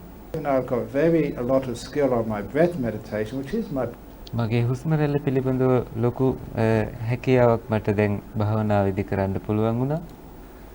Sometimes you're weak, you're tired, maybe you're working too hard, and sometimes it's not my fault. You know, sometimes people make me work hard when I go overseas. බොහෝ වෙලාවට මම වුණත් විදේශ රටවලට ගියාම මාව මහන්සි වෙන වෙලාවල් තියෙනවා, දුර්වල වෙන වෙලාවල් තියෙනවා. You know, I just got no control over what I have to do. Sometimes you go for a rest and somebody asks you a question. So it's just my life.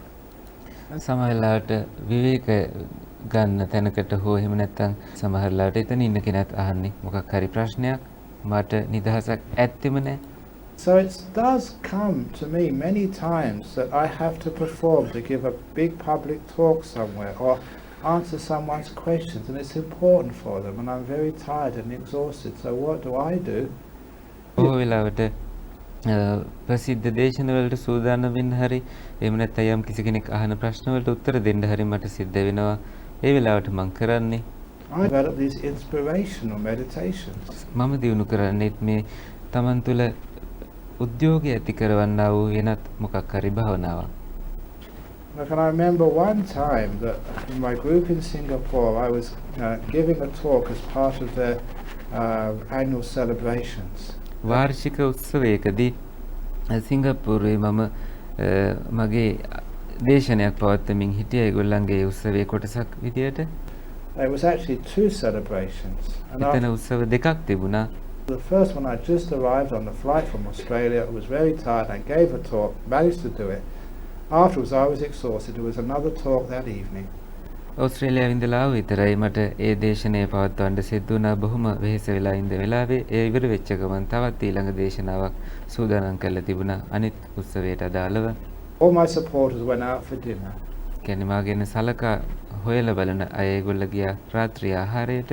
And they left me exhausted and tired. And I knew I had to give an inspiring talk in about half an hour, 45 minutes time.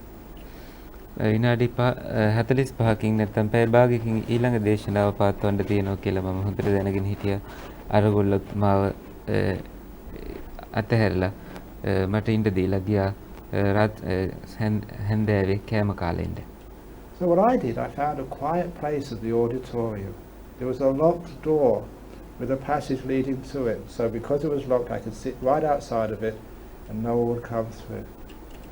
ඊළඟට මම කලේ ඒ වහලා තිබිච්ච ලොකු ශබ්දාගාරය ඇතුලේ ඉඳගෙන දොරත් වහලා තිබුණ නිසා එයට පිටුපාල මම භාවනාවට ඉඳගත්තා. ඉදිරියට යන්න කොටසකුත් එතන හරි ගස්සලා තිබුණේ වේදිකාවක් වගේ. Then I did all my inspirational meditations, reflecting on the Lord Buddha, And just what an incredible thing that was. මම කලේ බුදුරජාණන් වහන්සේගේ ගුණ පිළිබඳව මෙනෙහි කරමින් මේ එක භාවනාවක් සිදු කරගෙන ගියපු එකයි. බුදුහාමුදුරුවන්ගේ මේ ගුණ මෙනෙහි කිරීම කොච්චර ලස්සන දෙයක්ද කියලා මට හිතෙන්න ගත්තා. A Buddha arose in this world. Without that, we wouldn't be here. කොච්චර ශ්‍රේෂ්ඨ දෙයක්ද බුදුහාමුදුරු නමක් ලෝකේ පහළ වෙච්ච එක. උන්වහන්සේ නොහිටියා නම් අපි මෙහෙම මෙතන නොඉන්නත් පුළුවන්. There will be no Dharma. There will be no Sangha. ධර්මයක් නැහැ, සංඝ රත්නයක් නැහැ එහෙම නොවුනනම්. What is actually Buddha did? බුදුහාමුදුරුවෝ සැබෑ ලෙසටම කළේ මොකද්ද? Without any teachers, without any instructions, found this incredibly powerful, beautiful Dhamma by himself. කිසිම ගුරුවරයෙක් කිසිම උදව්වක් නැතිව මේ මිල කරන්න බැරි අනර්ග වූ ධර්මය උන්වහන්සේ විසින්ම හොයාගත්තා. That was amazing. It was such a rare, incredible thing. හරි පුදුමයි. ඊතා කලාතුරකින් සිද්ධ වෙන කිව නොහැකි තරම් වටිනා දෙයක්. And I start talking to myself like this. ඒ විදිහට මම මටම කතා කරගෙන යන්න ගියා මම. Until I get so much energy coming through that sometimes you start to cry. ශක්තිය ඇඟ තුලින් තමන්ට දැනෙනකොට සමහරලාට ඔබ අඬනවා. ඔබ කඳුළු ගලනවා ඔබ තුලින්. Sometimes Buddha statues. There's some Buddha statues in the world which are incredibly inspiring. And my favorite. සමහරලාට සමහර බුදු පිළිමත් ඒ වගේ අපිට ඒ තරම්ම උද්‍යෝගයක් පුදුම ආසාවක් ඇති කරන බුදු පිළිම තියෙනවා. මගේ කැමතිම බුදු පිළිමය one. It's not the Samadhi statue, here in Sri Lanka. It's මේ ලංකාවේ තියෙන සමාධි පිළිමය නෙමෙයි. It's the Dhammachakra statue which is in the Indian Museum in Benares. බරණැස තියෙන ඉන්දියානු කෞතුකාගාරයේ තියෙන ධර්ම චක්‍ර පිළිමයයි මම කැමතිම පිළිමය. Just outside of Sarnath. You see it on many front covers of many pictures, and if you haven't seen that in reality, go and see it. බොහෝ පින්තූර මෙහි දැකලා ඇති. ඔබ සැබෑ ලෙසම එය දැකලා නැත්නම් ගිහිල්ලා චුට්ටක් බලන්න. I knew it was in this museum the first time I went to Benares. මම දැනගෙන හිටියා ඒ කෞතුකාගාරේ මම ගියපු පළවෙනිම වතාවට එය තිබුණ කියලා බරණැස. So after going around the Dhammachakra stupa and all the monuments in the ධම්මචක්‍ර ස්තූපයත් ඒ අවට තියෙන අනිකුත් ස්මාරක වටේ ගිහිල්ලා Deer Park in Benares in Sarnath. බරණැස මිගදායේ මුව වනේ ඒ ආශ්‍රිතවත් ගිහිල්ලා.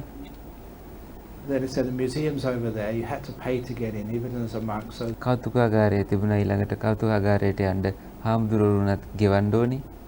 the Dayaka, the people taking me on pilgrimage, they paid for that.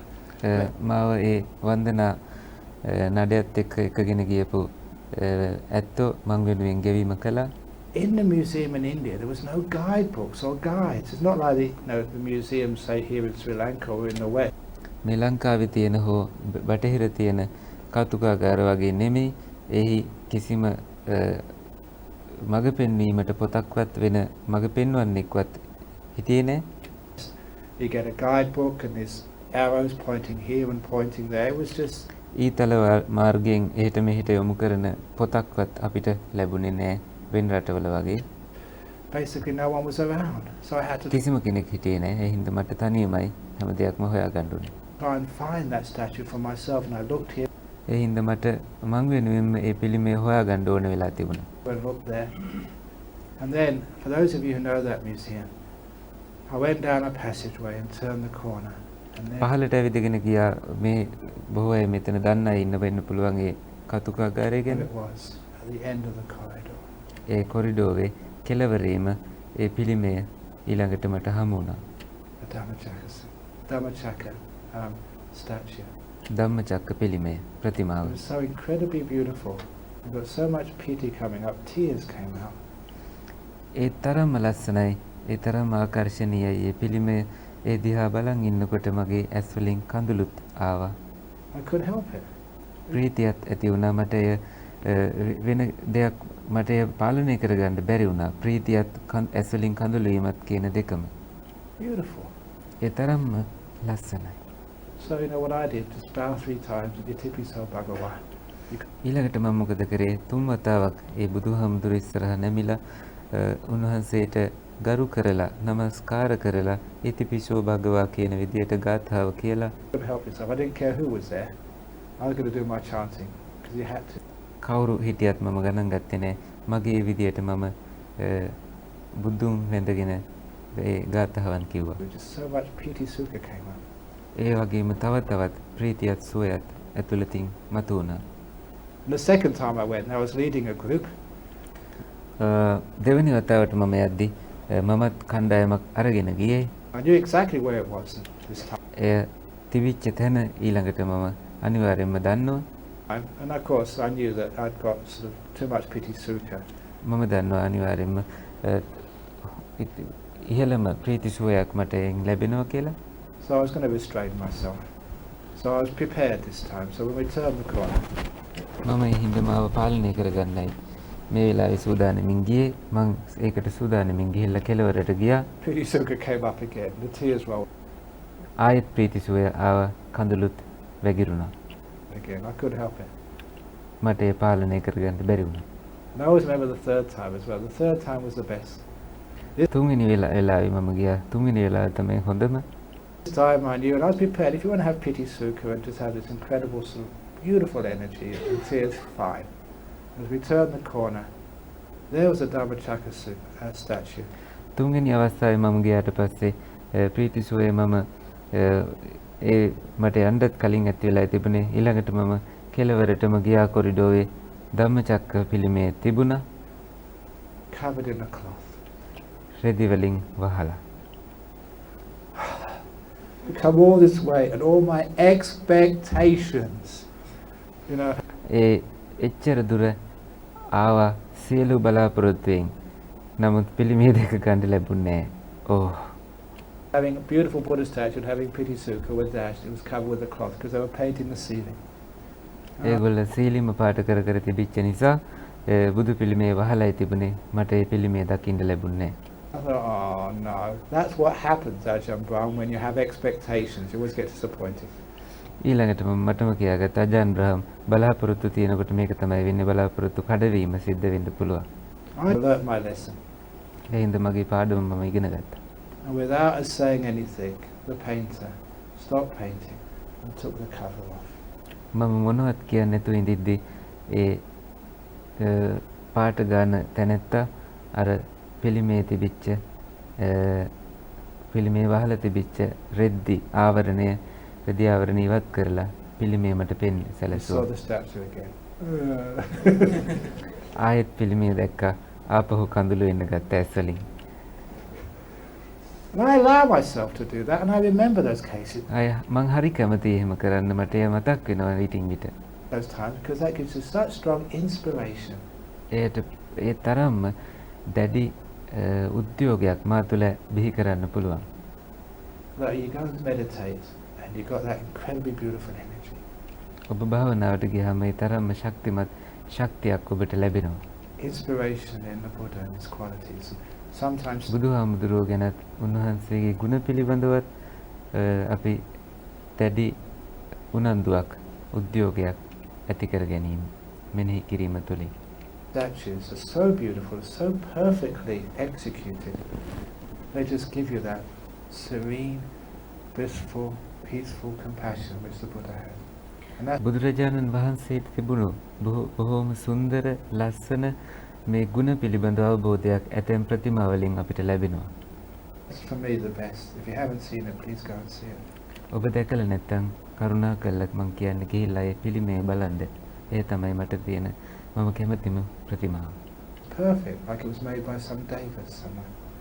යම් කිසි දෙවියෝ මෙව්වා වගේ ඒ තරම්ම ලස්සන පිළිමයක් ඒක. So that's my favourite Buddha statue. ඒ තමයි මම කැමතිම බුදු පිළිමය. But sometimes if that doesn't work, I reflect upon the Dhamma. සමහර වෙලාවට එයත් ප්‍රතිඵලදායක වෙන්නේ නැති වෙලාවට මම ධර්මයේ පිළිබඳව මෙනෙහි කරනවා. It's incredible what the Buddha taught. බුදුහාමුදුරු දේශනා කළ ධර්මය කොයිතරම් ඉහළයිද, කොයිතරම් ශ්‍රේෂ්ඨයිද, මොනතරම් අනර්ගයිද? Whether it's the Dhammacakka Sutta or the Anatta Lakkhana Sutta, your ධම්මචක්ක සූත්‍රය හරි අනත්ත ලක්කන සූත්‍රය හරි favorite suttas, ඔබ කැමතිම සූත්‍රය, you reflect upon them and how powerful they have been. ඒ සූත්‍ර පිළිබඳව ඔබ මෙනෙහි කරනවා කොයිතරම් බලවත්ද ඒ දේශනාවල් කියලා. Those teachings have enlightened millions of people through the ages. අවුරුදු ගණනාවක් තිස්සේ, පරම්පරා ගණනාවක් තිස්සේ මිලියන ගණනාවක් මිනිස්සුන්ව අවබෝධයට පත් කරපු, රහත් භාවයට පත් කරපු සූත්‍ර තමයි මේ සූත්‍ර දේශනා. In all lands, all genders. හැම භූමියකම ඕනෑම ජාතියක ඕනෑම තැනක ඕනෑම කෙනෙක්වට It's incredible the power of that Dhamma. ඒ තරම්ම ධර්මයේ බලය ඉහළයි. When I start reflecting on what it's meant for me and just incredible amount of suffering it's taken away. ඒ තරම්ම ප්‍රමාණයක දුකක් මගෙන් ඈත් වෙලා යනවා මේ ධර්මයේ පිළිබඳව මෙනෙහි කරන්න ගියාම. Lifetimes of suffering. Sadhu. You get so inspired. සාදු සාදු සාදු සාදු. ඒ තරම්ම මා තුළ පුදුම ආවේගයක්, පුදුම උත්තේජනයක් මට එන්නේ. You let that inspiration come up. ඔබ ඒට එන්න ඉඩ දෙනවා, ඒ විදියට Taman තුළ ඒ දියුණු වෙන්න ඉඩ දෙනවා. Only allow it, you generate it, you encourage it to get ඔබ ඒට එන්න ඉඩ දෙනවා නෙමෙයි, ඔබ තව තවත් දියුණු කරගන්නවා ඒ උත්සාහයෙන්. really strong. And then all my tiredness or negativity is totally gone when you meditate. Taman තුළ තිබිච්ච මේ මහන්සිය ඔක්කොම ගිහිල්ලා ඊළඟට ඔබේ භාවනාව ඔබ පටන් ගන්නවා. You have a wonderful time. ඔබ ලස්සනයි, ඔබේ භාවනාව හොඳට එතනදි කෙරෙනවා. As I mentioned this morning about Ajahn teaching the Dhamma. මේ උදෑසන දේශනාවේදී මම ආචාන් හාමුදුරුවන්ගේ ධර්මයේ ගන්නපු ක්‍රම ගැන කතා කළා. Now sometimes people can teach the Dhamma and it sometimes really hits you hard. සමහර ලාවට මිනිස්සුන්ට පුළුවන් ධර්මය ඔබට උගන්වන්න, ඒ උගන්වන අය ඔබේ හදවතට වදින්නම කියලා දෙන වෙලාවල් තියෙනවා. It's just so beautiful and maybe just one or two words. ඒ තරම්ම ලස්සනයි. වචන දෙකක් තුනක් වෙන්න පුළුවන්. And then you see them, understand them, and you get so inspired. If that happens to you during any talk, my talk or anyone else's talk, close your eyes, stop listening, and get into jhana. ඔබ ඕනෑම දේශනාවක්, මගේ නෙමෙයි ඕනෑම දේශනාවක් අහගෙන ඉන්නකොට ඔබට එහෙම දැනුණා නම් ඇස් දෙක පියාගන්න, අහන් ඉන්න එක නතර කරලා භාවනාව කරන්න. Forget about the talk. That's what the purpose of the talk is, to inspire you, so you get. දේශනයේ පිළිබඳව අමතක කරන්න. ඒ දේශනයේ අරමුණත් ඔබව උනන්දු කරවීම තමයි. ඒ හින්දා ඔබ උනන්දු වුණා නම් ඒ වෙලෙම ඇස් දෙක පියාගෙන භාවනාව පටන් ගන්න. Also pity circle the defilements of God. Close your eyes and bliss out. ඇස් දෙක පියාගෙන ඒ විදියට ඔබේ ඒ ආශාවය භාවනාවේ තව තවත් ලබා ගන්න. That's what it's there for. So this is ඒ වෙනුවෙන් තමයි ඒ දේශනාව තිබුණේ.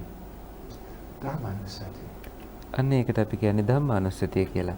Even Sanghanusati, the great teachers you've known, examples of people who've actually practiced this path. That's why I like reading the Theragatha. And the සංඝානුස්සතියත් ඊළඟට අපි කතා කරනවා නම් සංඝානුස්සතියේ බොහෝ උදාහරණ තියෙනවා භික්ෂුන් වහන්සේලා තේර ගාථාවල එහෙම උන්වහන්සේලා මොනතරම් ශ්‍රේෂ්ඨයිද කියලා. තේරි ගාථාවලත් ඒ වගේ. The poems of ordinary people. සාමාන්‍ය අය පැවිදි වෙලා ඒ තමන් උද්දාමයටපත් වෙලා මේ පැවිදි සුවය පිළිබඳව රහතන් වහන්සේලා කියපු ප්‍රකාශ තමයි තේරි ගාථාවල ඔබට දකින්න පුළුවන් වෙන්නේ. These are people who were far less educated than you are.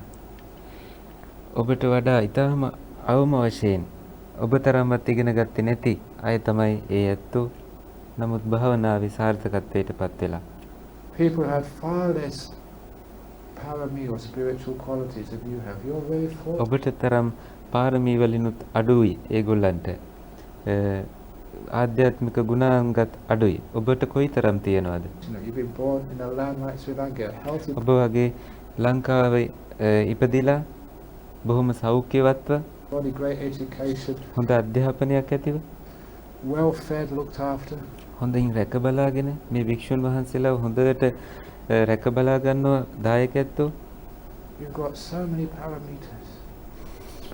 කොයිතරම් පාරමිතා ඔබට ලැබිලා තියෙනවද? Spiritual qualities. And these were people who had hardly anything. Prostitutes. අර බුදුරජාණන් වහන්සේගේ කාලේ තේරි ගාථාවල හමු වෙන අය ඒගොල්ලන්ට තිබුණේ ඊටම අවම දේවල්. සමහර ලාවට ඒගොල්ලෝ ගණිකාවෝ. මේ වගේ බොහොම පහත් තත්ත්වයේ හිටපු අය. The dwarfs, the hunchbacks. And these people became enlightened. ඒ වගේ අයත් රහත් භාවයටපත් වුණා. හරි පුදුමයි. Wow. That's amazing. That really inspires you. Your back straightens up. Sloth and torpor. I don't know where that's gone. It's gone a million miles away. හැතැපුම් මිලියන ගාණක් ඈතට යන්න තරම් ඔබේ තීන මිද්දය වගේ දේවල් හේතු වෙනවා මේ පිළිබඳව මෙනෙහි කිරීම. And then you got energy, inspiration. එතකොට ඔබට හොඳ ශක්තියක් ලැබෙනවා, හොඳ උද්‍යෝගයක් ඇති වෙනවා. It's important to gather that inspiration. That's what ඒ වගේ උද්‍යෝගයක් ලැබීම වැදගත්. ඒකට තමයි කියන්නේ things like Buddhanusati, Dhammanusati, Sanghanusati are there for. බුද්ධානුස්සතියත් ධම්මානුස්සතියත් සංඝානුස්සතියත් තියෙන්නේ ඒ සඳහායි. But one of the ones I really get off on is Chaganusati. මම කැමතිම තවත් එකක් තමයි මේ ත්‍යාගානුස්සතිය. Because I do a lot of giving. මොකද මමත් ගොඩක් දීමෙහි යෙදිලා හිටියේ. You sort of do a lot of serving. You can see just how I work. You don't think that in a couple of days you go back to Perth and take a rest. Ha ha ha. මම විශේෂයෙන්ම දේශනාවන් පවත්වමින් බොහෝ වෙලාවට නිතරම යම්කිසි දේශනයක යෙදෙන්න මට සිද්ධ වෙනවා. මම මේ වගේ වැඩසටහනක් කරලා අපිට ඕස්ට්‍රේලියාවේ පර්ත් වලට ගිහිල්ලා විවේක ගන්නෙ නෑ. විනෝදෙන් විනෝදයෙන් නෙමෙයි විවේක ගන්න නෙමෙයි මම යන්නේ. I keep on working when I get there. එහෙට ගිහිල්ලත් මම දිගටම වැඩ කටයුතු කරගෙන යනවා. Even though Pandit knows this, he works so hard. All the translation. පඤ්ඤා සිරිහාමුදුරුවත් ඒ වගේ කොච්චර මහන්සිලා වැඩ කරනවද මේ දේශන පරිවර්තනය කරමින්. He's been doing here. There's incredible amount of work you've been doing. You're so fortunate to be. ඔබ වහන්සේ මේ කරන කටයුතු කොයිතරම් ඉහළයිද? ඒ තරම්ම අපහසු දෙයක්. ඒ වගේම වටින දෙයක්. You're able to work so hard for the Dhamma. Because when you do things like that, and you reflect on it afterwards, how much you've sacrificed and given. ඔබ ඒ පිළිබඳව මෙනෙහි කරලා බලනවා කොයිතරම් කැපකිරීමක්ද ඔබ යොමු කරලා තියෙන්නේ කියලා. You get this incredible energy coming up. ඒ තරම්ම ලොකු ශක්තියක් ඔබ තුලින් මතුවෙනවා. And that's what I often use if I'm exhausted. You know, you're really tired, you've got to go on the TV in 10 minutes. Gee, what am I going to do? What am I going to... බොහෝ වෙලාවට රූපවාහිනියට යන්න තියෙනවා නම් විනාඩි 10කට විතර විනාඩි 10ක් ඇතුළත ඔබ ඊළඟට කරන්නේ මොකද්ද කියලා ඒ ගැන මෙනෙහි කරන්න යන්නේ නැහැ. Say, forget about that. ඒ අමතක කරලා What have I been doing today? How much Dhamma have I taught? කොයිතරම් දේවල් මම අද කරගෙන ගියාද? අන්න ඒ පිළිබඳව මෙනෙහි කරනවා. කොයිතරම් ධර්මයක් මම අද ඉගෙනුවද? Many people are inspired. කොයිතරම් මිනිස්සු උද්‍යෝගයටපත් වුණාද? What have I actually served? The gift of Dhamma is the greatest gift. Dhamma. ධර්මයේ දීම තමයි ඉහළම දීම. ඒ පිළිබඳව මෙනෙහි කරනවා. Dana is the highest. That's what I've just ඒ ධම්ම දානය තමයි ඉහළ. සබ්බ දානං ධම්ම දානං ජිනාති. done. Ooh. I get all this energy surging in. මා තුළ ඒ ලොකු ශක්තියක් ඇති වෙනවා. And all the tiredness disappears. සියලුම මහන්සිය අතුරුදහන් වෙලා යනවා. The Buddha said it's one of those sequences in Anguttara Nikaya. අංගුත්තර නිකායේ එක අවස්ථාවක බුදුහාමුදුරුවෝ පැහැදිලි කරනවා If you can practice Dhamma Veda and Atta Veda, Dhamma Veda is inspiration on the Dhamma, inspiration on the meaning, gives rise to piti. ඔබට පුළුවන් නම් ධම්ම වේදයත් අත්ථ වේදයත් දියුණු කරන්න. ධම්ම වේද කියලා කියන්නේ ධර්මයේ පිළිබඳව උද්‍යෝගය ඇති කර ගැනීම, ප්‍රීතිය ඇති කර ගැනීම. ඔබට ඒ කරන්න පුළුවන් නම් this beautiful joy, and the piti gives rise to passaddhi. මේ ප්‍රීතිය එහෙම නැත්නම් ඒ ප්‍රීතිය පස්සද්ධියට උපකාරී වෙනවා. Especially the tranquility of the body. You can sit very එතෙන්දී කය තුල සාමය සමාධිය ඇති වෙනවා. still. All the aches and pains in the body vanish. ඔබට නිශ්චලව ඉන්න පුළුවන් සියලුම වේදනාවන් අතුරුදහන් වෙලා යනවා. And that gives rise to sukha. It's beautiful. එය සැපයට උපකාරී වෙනවා. For bliss, a peaceful mind. And that gives rise to samadhi, to stillness. සාමකාමී මනසකට ඒ වගේම ගොඩාක් ප්‍රියජනක මනසක් ඇති කරගන්නටත් සමාධිය දියුණු කරගන්නටත් ඒ හේතු වෙනවා. These are the sequences which you see again and again and again in the suttas. මේ තමයි සූත්‍රවලදී නිතරම ඔබට දකින්න තියෙන දේවල්. නිතරම මේවා අවධාරණයෙන්ම කියලා තියෙනවා බුදුරජාණන් වහන්සේ. Inspiration, you get piti, from piti passaddhi, tranquility, passaddhi sukha. Sukha, sukhino jitang samadhyati. විශේෂයෙන් පීතිය සුඛය ඊළඟට පස්සද්ධි මේ විදියට සුඛිනෝ චිත්තං සමාධියති කියන මේ දක්වා ඔබට පිළිවෙලින් එන්න පුළුවන්. From happiness, the mind becomes still. මේ සැපයෙන් මනස නිශ්චල භාවයට පත් වෙනවා, නිසල්මන් වෙනවා. I haven't mentioned that enough, that particular phrase. When I first read that again hit me hard. එය ප්‍රමාණවත් පරිදි මම කලින් මේ කියලා තිබුණේ. නමුත් එය කියවලා බැලුවහම මට තේරුණා එය ඒ තරම් වටිනා ඉගැන්වීමක් කියලා. From happiness you get samadhi. සුවය තුලින්, ප්‍රීතිය තුලින් ඔබ සමාධිය ලබනවා කියන එක. Not from pain. Now you understand why I try to teach a happy path into samadhi. Get joy, get happiness, get inspiration. වේදනාවෙන් නෙමෙයි. දැන් ඔබට තේරෙනවා ඇති ඇයි මම මේ ප්‍රීතිය සුවය පිළිබඳව උගන්වන්නේ. ඒ තුලින් සමාධිය ලැබෙන නිසා. Because the Buddha said, Sukhino Chittang Samadhyati, the happy mind becomes still. මොකද බුදුරජාන් වහන්සේ දේශනා කළා සුඛිනෝ චිත්තං සමාධියති. මේ සුවයට පත්වෙච්ච මනසක්, ප්‍රීතියට පත්වෙච්ච මනසක් තමයි සමාධියට පත් වෙන්නේ. Happy mind. So when you develop that happiness, you get stillness, you get chance. ඔබේ ප්‍රීතිය දියුණු කරනකොට ඔබේ නිශ්චල භාවයත් සමාධියත් ධ්‍යානත් ලබන්න පුළුවන් වෙනවා. Again, you know the rest of the sequence. From samadhi you see things as they truly are, and then you get... ඒ සමාධියේ තියෙන ඊළඟ දේවල් ඔබ දන්නවා. එතකොට එතනින් එහාට ඔබට යන්න පුළුවන්. ඊට පස්සේ ඔබ ඇත්තටම තිබෙන දේ ඒ හැටියෙන් දකින්න පුරුදු වෙනවා ප්‍රඥාවෙන්. The enlightenment and vimutti eventually, and then vimutti jnana. ඊළඟට විමුක්තිය, විමුක්ති ඥානය. Knowledge of enlightenment. ඒ කියන්නේ රහත් භාවයේ පිළිබඳව, මිදීම පිළිබඳව දැනුම කියන එක. So this is the path. මේ තමයි මාර්ගය.